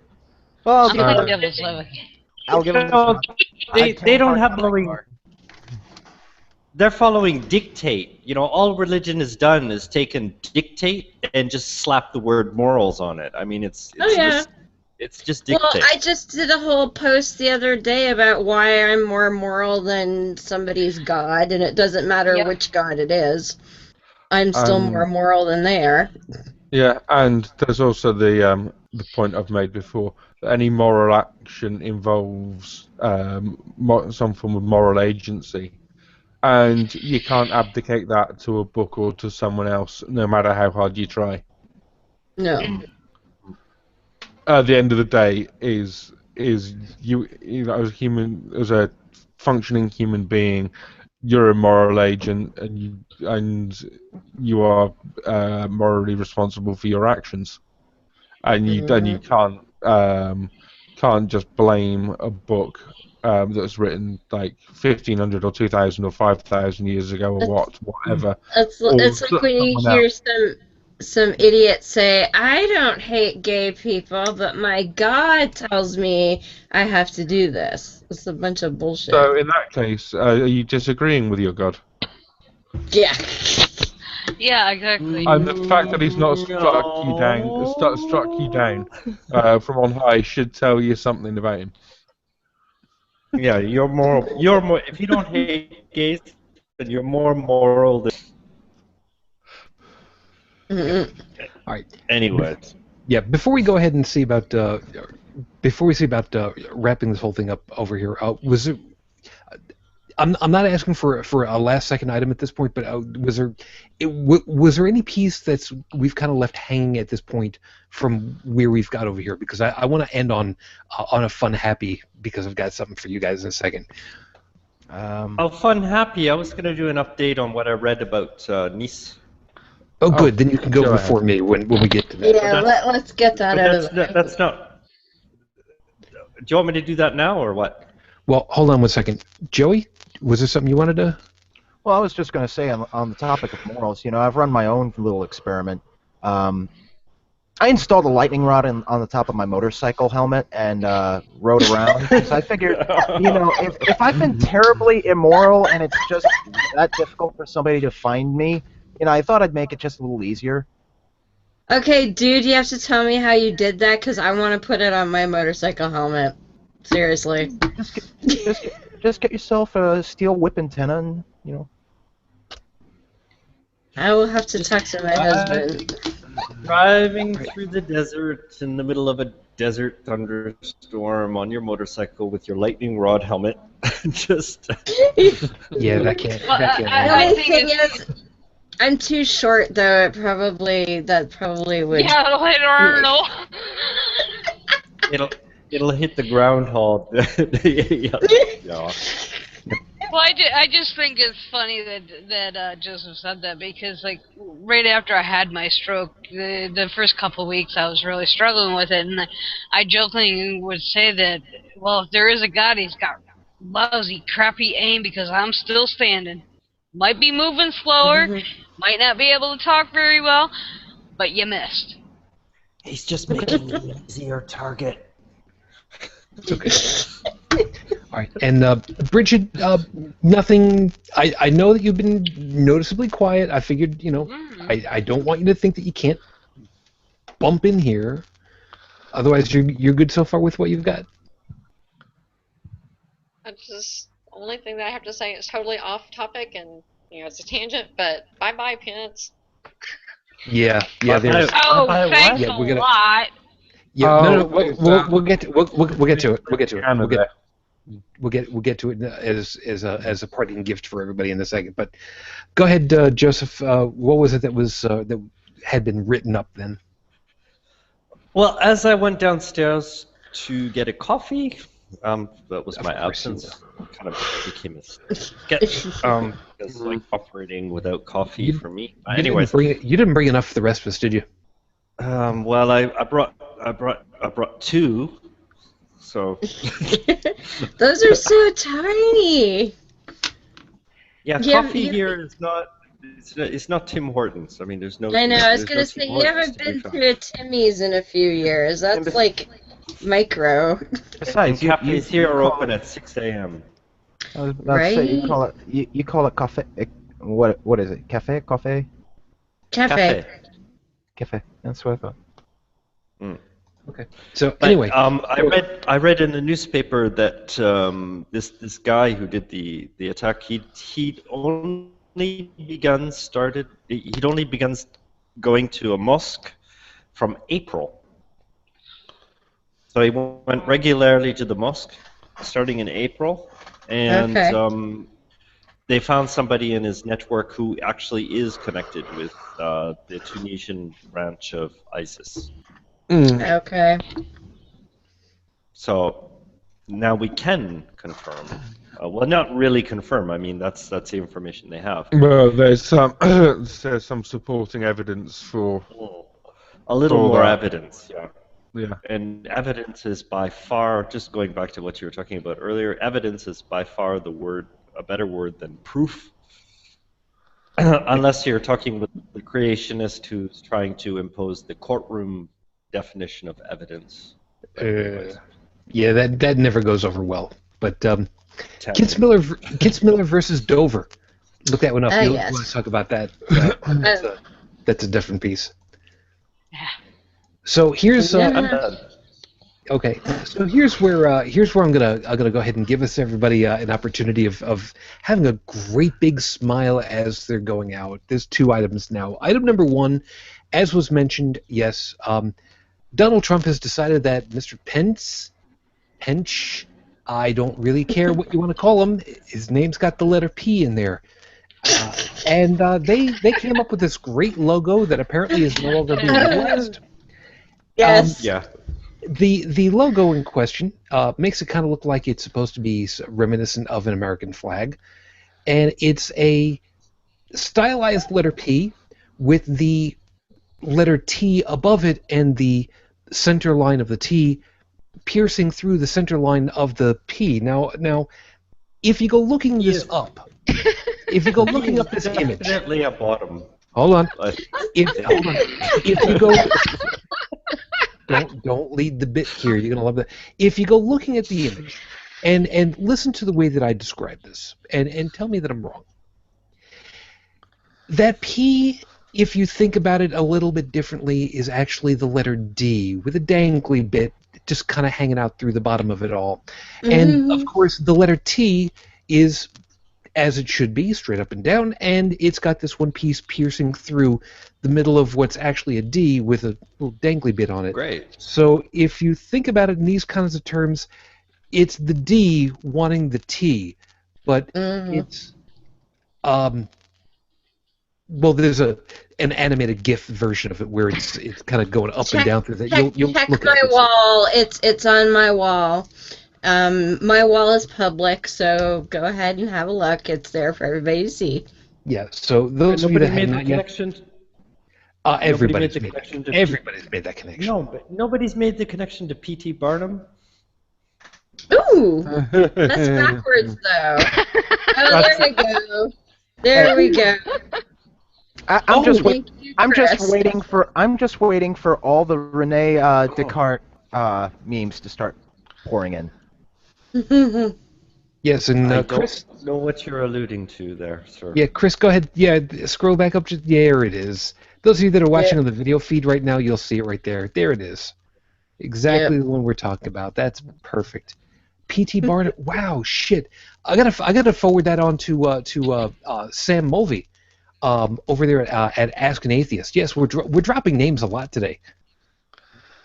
Because wow, I had not thought about that, and I'm surprised at myself now. Wow, how fucking obvious. That's two for me. Okay, so here's the last fun item for us all to close out with. Because the Genocide and Incest Park opened fairly recently, yes. I have one question for everybody to go ahead and play with on the way out.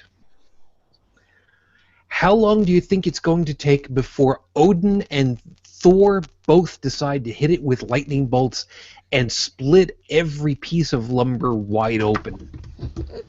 When is the wrath of our god going to finally come down? Because I believe in Thor. I've actually got documentary evidence for it. I paid to go see those movies in the theater. I mean, just the way they used to have the Newsies way back when. Well, if it can happen to Touchdown Jesus, it can happen to the Ark.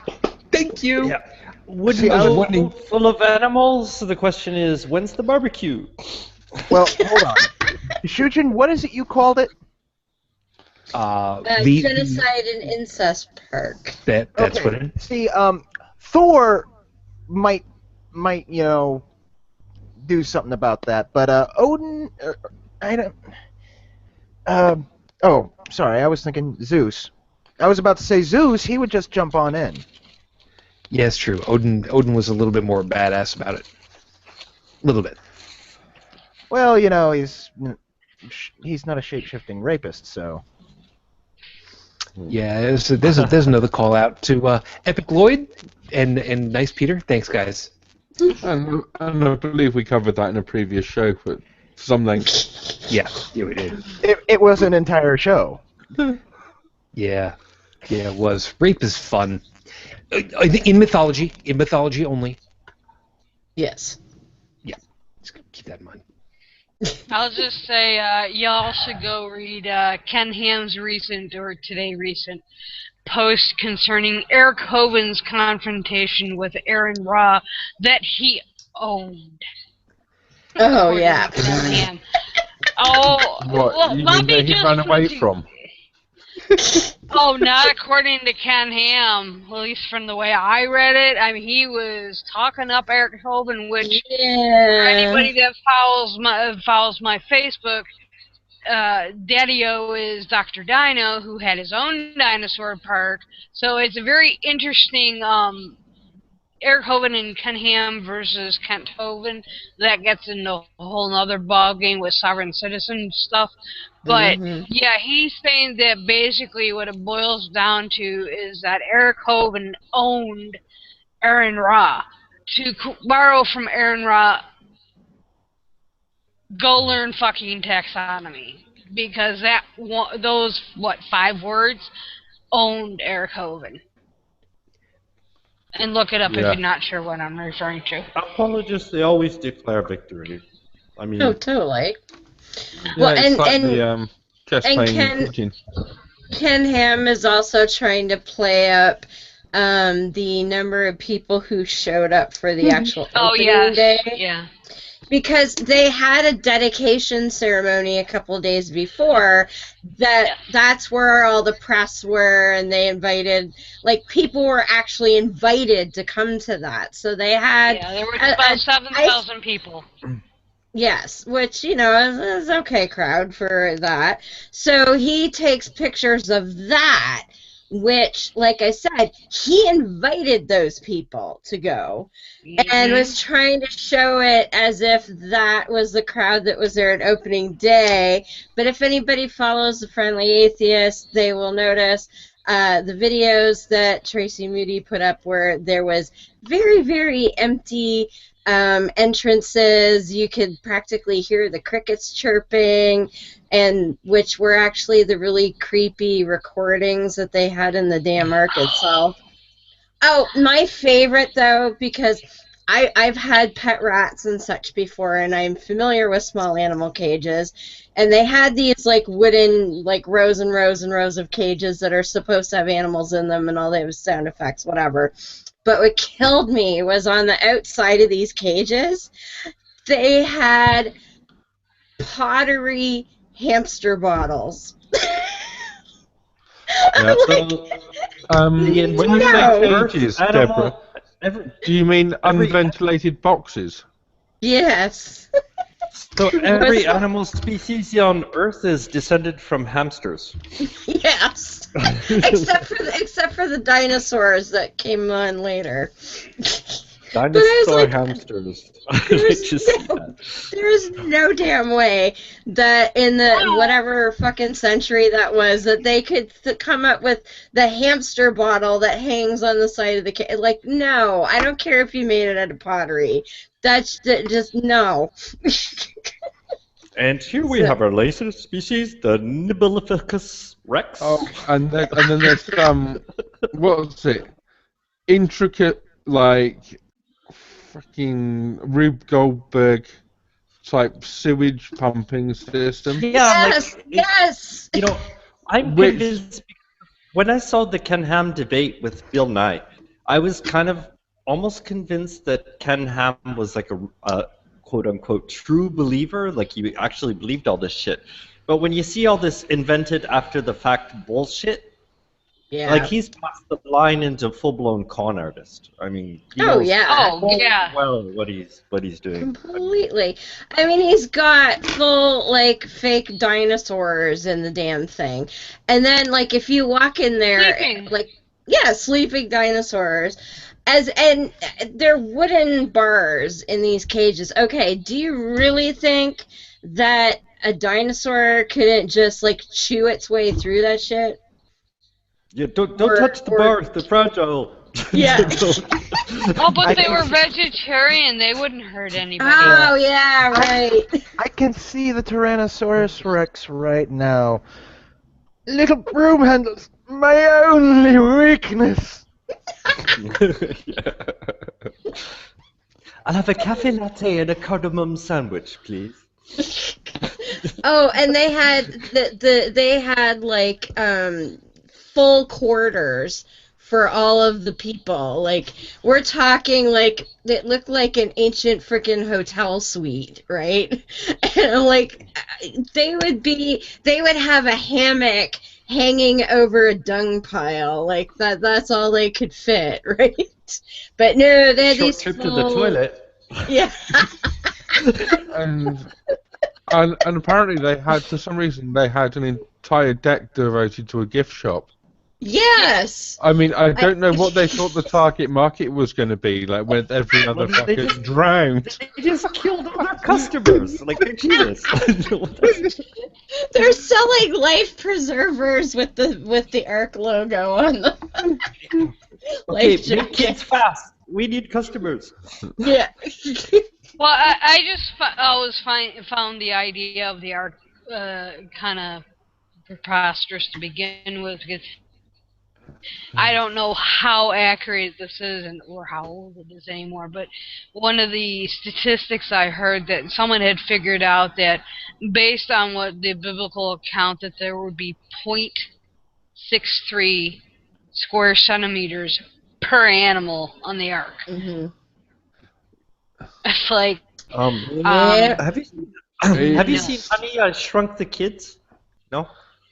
Yeah, Beth, I've done calculations like that. Many years ago. And also, the one I always thought was funny is because it was meant to have one single window, like 18 inches square, about, right? By that I always thought solved the propulsion problem, because you'd have to be shoveling the shit out of that, like, fucking supersonic speeds. Well, did you see their waste disposal system that they said that possibly the ark?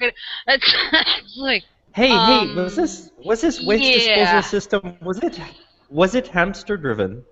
Like when they're running Oh, little it kind of almost. It had a dude that was like cranking it through. But what made it so funny is that the ark would have been basically a barge. There was no propulsion, no way of steering it whatsoever. That's what the consensus for kind of leading. So the design of the ark, as it is, Ken Ham's design, is wrong anyways, or well, considered wrong. And they have this waste disposal system is basically just a big hole, I mean, in a shaft that uses water pressure, and I think there was a wheel. I think you're right. And I'm thinking, okay, this arc, proposed arc, you're putting a big hole in something that has no means of propulsion. It's gonna sink. I mean, eventually it's going to fill with water. I mean, even if you take a glass and put it upside down, eventually it's going to fill with water. Upside down in the single water, I meant. I mean, it's going to fill. You're not going to get that, seal to keep it from not filling. I mean, they would spend more time spinning the wheel to keep the water out than they would shoveling the shit. It was like... It's just mind-blowing. And all of this from a Mesopotamian description of a river raft, a round river raft. It was basically based on a barge. Yeah. Harking back to photo memes briefly, I did see another one rather good one during the show that made a point quite well. It was a couple of sort of stereotypical like Egyptian nobles with the caption "Global Flood," like no one sold us. Yeah. Well, it's like the Chinese culture is older than the flood. Nice desert you have there. Are there any signs of sedimentary accumulation in the desert? No. Nope. No, but that would be something that would be classified under evidence. Right. Yeah. And I think it's probably in the origin. It was a legend of somebody's water main breaking or something. Telephone. So yeah, let me I mean, there are.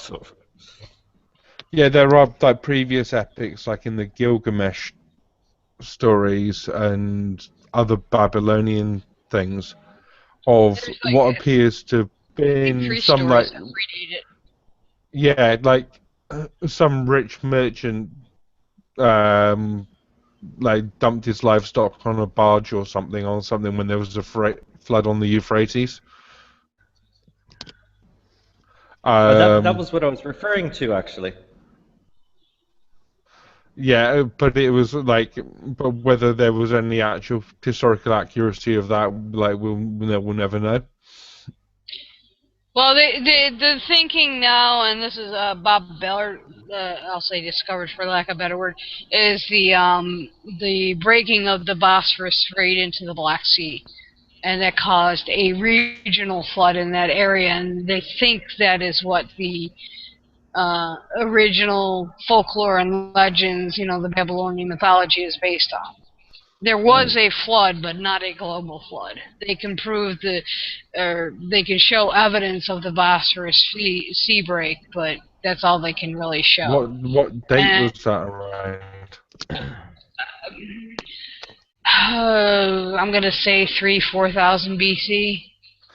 Um, I'm going by memory, so I'm not sure of the dates. Yeah, but I mean, I've heard various things like people postulating like the filling of the Mediterranean basin and all kinds of other things which happened. it's like kind so of like far how back many in times history, Noah it's Ark's bullshit. been.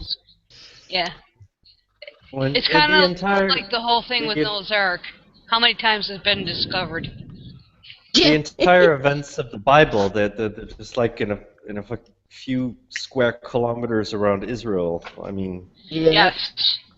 that's Well, the all entire three, world. Judaism, Islam, and Christianity, are all based in that one small. I mean, there's a speaking of memes, but it's actually an accurate one. All take place in just this one, size I don't remember, but one small area of the Levant. Yeah, and it's amazing that hundreds of thousands of people could wander around in that small space for like 40 Deb years. did. Yeah. Deb actually did a. I mean, straight in a straight line I across. did I think it would take 3 weeks. I did a whole segment on that. Oh. Two things, real quick. Why is my... Oh, there it is. Just two things real quick. One, Joseph, please, we are not that kind of show. Stop looking like you're in the witness protection program. And two, since Chris brought it up, I'm just going to get it out of the way right now. Well, yes, I got the call at 5 o'clock in the morning, and it was Darmok very late. and Jalad at Tanagra, and that takes care of our mandatory Trek reference for the evening. I already made a Trek reference. Yeah, well, I don't listen to you. So let me go ahead and wrap this up because apparently I'm fading a lot faster than I thought I was going to. Normally I'd have a really long, by comparison, piece, but I'm gonna make it really simple. Mr. Ham, can I call you Doctor? Okay. Hey, fucknut. No, don't. Did you put a lightning rod on that ark anywhere? Did you? Because as soon as you do, you've lost your entire argument. And as somebody very brilliant once put, that's all I got to say about that. Yeah. You're Like welcome. the roads on churches. Yes. As always, everyone, thank you very much for being with us. We hope that you've enjoyed this train wreck that we've had the last I don't know, 20, 25 minutes or so. It's worth it. I love it when they happen. I thought you were going to say episodes then, but Whatever. Hope that you enjoyed all of our perspectives, and of course, we hope that we've given you something worthwhile to think about. We'll start us off as usual, going backwards. Beth, thank you very much for being with us tonight, and thanks for pinch-hitting a little bit. And please, by all means, plug whatever it is that you would like to at this point, because I've got something at the end of it all too. Well, easiest way to find me is on Twitter, Dune9998, which connects to both my blog and also to Facebook. If you go straight to Facebook, make sure you put the A for my middle initial, or you'll get my vanilla page, which I don't. Actually, I shut it down. And on Monday nights at 9:30, you can find Deb and myself along with Miss Ashley of NRR. On Atheist on Air, Beyond the Trailer Park. We are an offshoot of the original. Unauthorized, of course. And we are on Google, the Hangouts we utilize at the moment. And I think we are getting Spreaker this week, but I'll let Deb tell you. 9:30 p.m. Oh, yeah, she's chuckling over there. I think she figured it out. So, and we talk all things atheism, and we hit a lot of different topics this week. I'm especially excited we have Mormonism as our topic, and the gentleman we are having on basically went undercover But that's all I will say. We don't want to give too much. I will explain a little bit more when he gets there. So it Okay. looks like me. Yeah. Something like that. So in the meantime, Beth, please make sure that I've got in our text chat. Make sure that I've got your Twitter handle and all, so that I can make sure it's all copied into the notes for us. Okay. Appreciate that. Yep. Okay. Joseph, thank you very much for your time. Good morning, and best of luck. Don't hurt yourself with all the stuff you're doing over there, and thanks as always, man. Yeah, thanks. Sorry for destroying your show. Nothing new. Nothing new. Nothing to plug. Yeah, you take care, sir. Thanks. Thanks for having me on. No worries. Chris, of course, good morning for you. I hope that people have stopped either shooting or getting rid of everybody in your wonderful political scene over there. Everybody's changing around from what I understood. And nothing for you for this week yet? Nothing much for me to plug. There may be next week.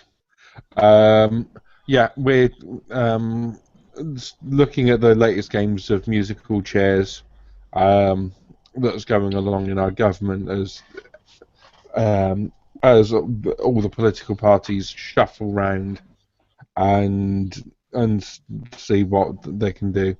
But yeah, it's we've got now Boris Johnson in charge of foreign affairs, and for those who may not be familiar with him, he's a rather clownish version of sort of Donald Trump.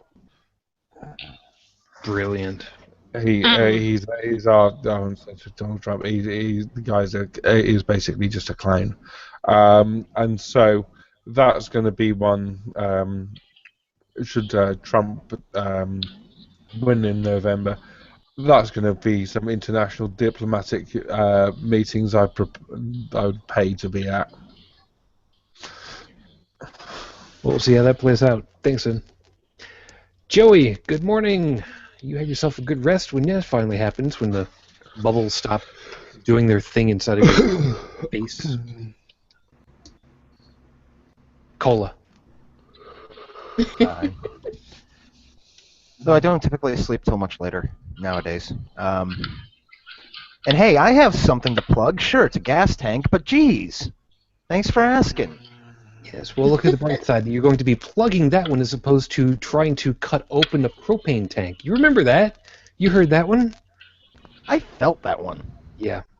For those that don't know, 4th of July, over there in Pittsburgh, somebody had a propane tank they thought was empty and wasn't entirely in the basement. He cut it open and... Oh. Yeah. The fireworks started a little earlier side of the river. Yeah, there's Was it a fatal? reason why it says on the label of those things, like, do not cut this open. Yeah, on the bright side, he had actually left the basement just moments before it had exploded and condemned his house because it was structurally unsafe. Yeah. No, the house was still standing. If just barely, but condemned. I remember seeing that on the news because it was just a little bit before mention about the shooting near a 7-Eleven near the convention center that I didn't know about while I was down there during fireworks. 4th of July. That was fun. Yeah, I didn't know about that until one of the fursuiters had had Facebooked like crazy, like, is everybody okay? And me, I'm in bed and I'm looking, I'm like, what? Yes, that was fun. But anyway, good luck with the gas tank. Please be careful with that. You know full well, we talked about that last night. Fumes, bad. Yeah, you're not going to say a damn thing, are you?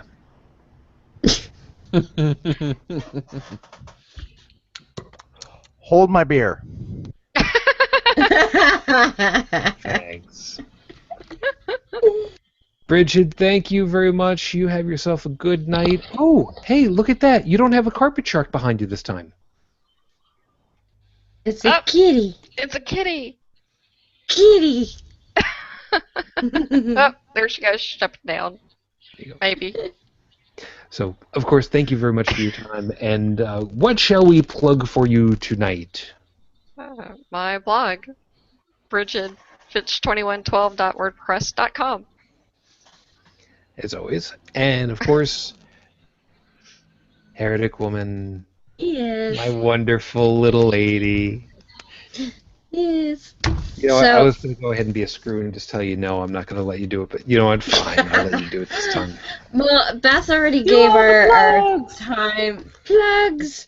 Beth already gave our time and a bit about the show, but what's really exciting for me and us this week, our guest goes by the name of New Name Noah, and he is among the first people to have posted a video from inside the Mormon temple and their goofy rituals.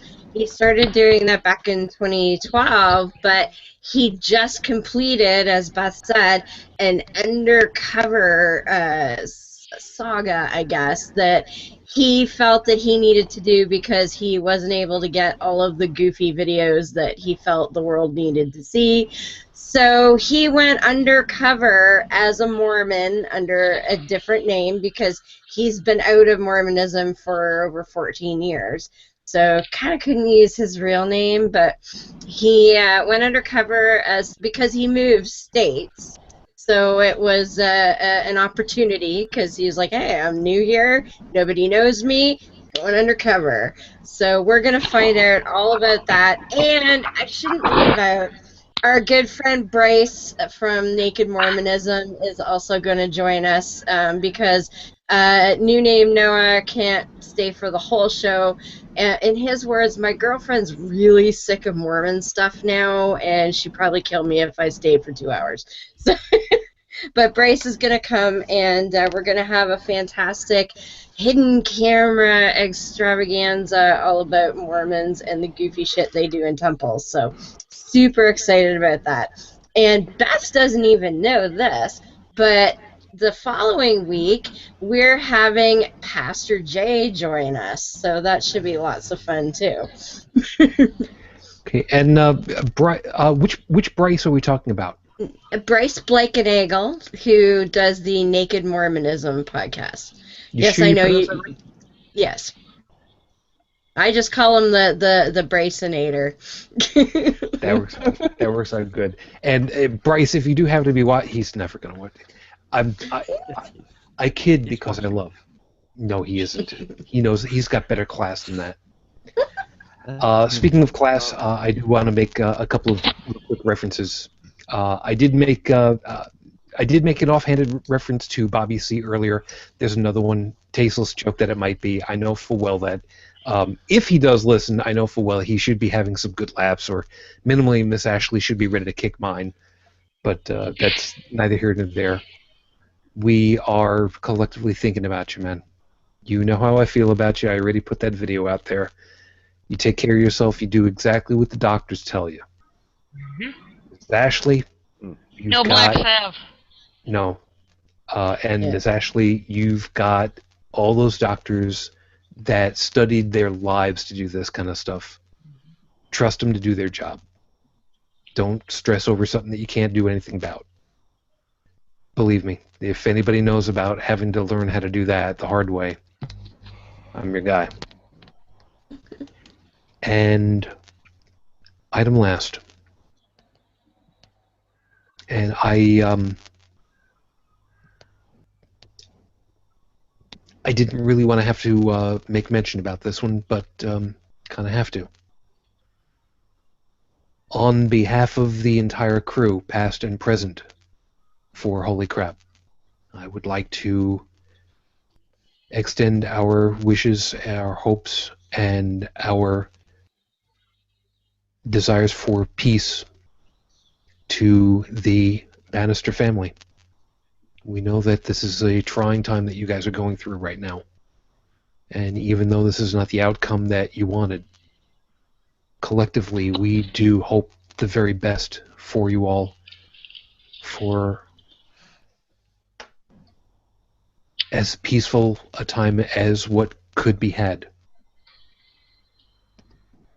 We're not going to be able to be there for you in all things, but we will do our best to be there for you for what pieces we can.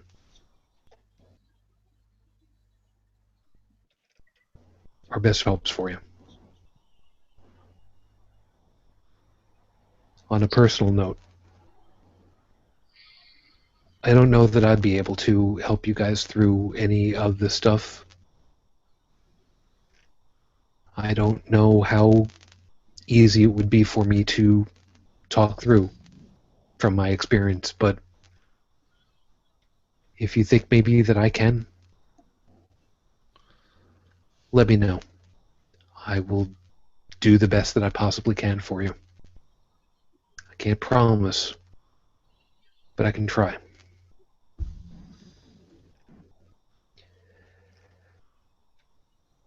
So with that being said, thank you everyone for being with us. As always, I wish you all, especially them, the peace I no longer have. I wish you the strength that I've learned. I wish you all well. And as I mentioned, my lady, what can I say? 6 years on, I still love you. Matane Fujin, I love you and I miss you. Dream of me. Till the next time we get together, everyone, of course, as always, good night.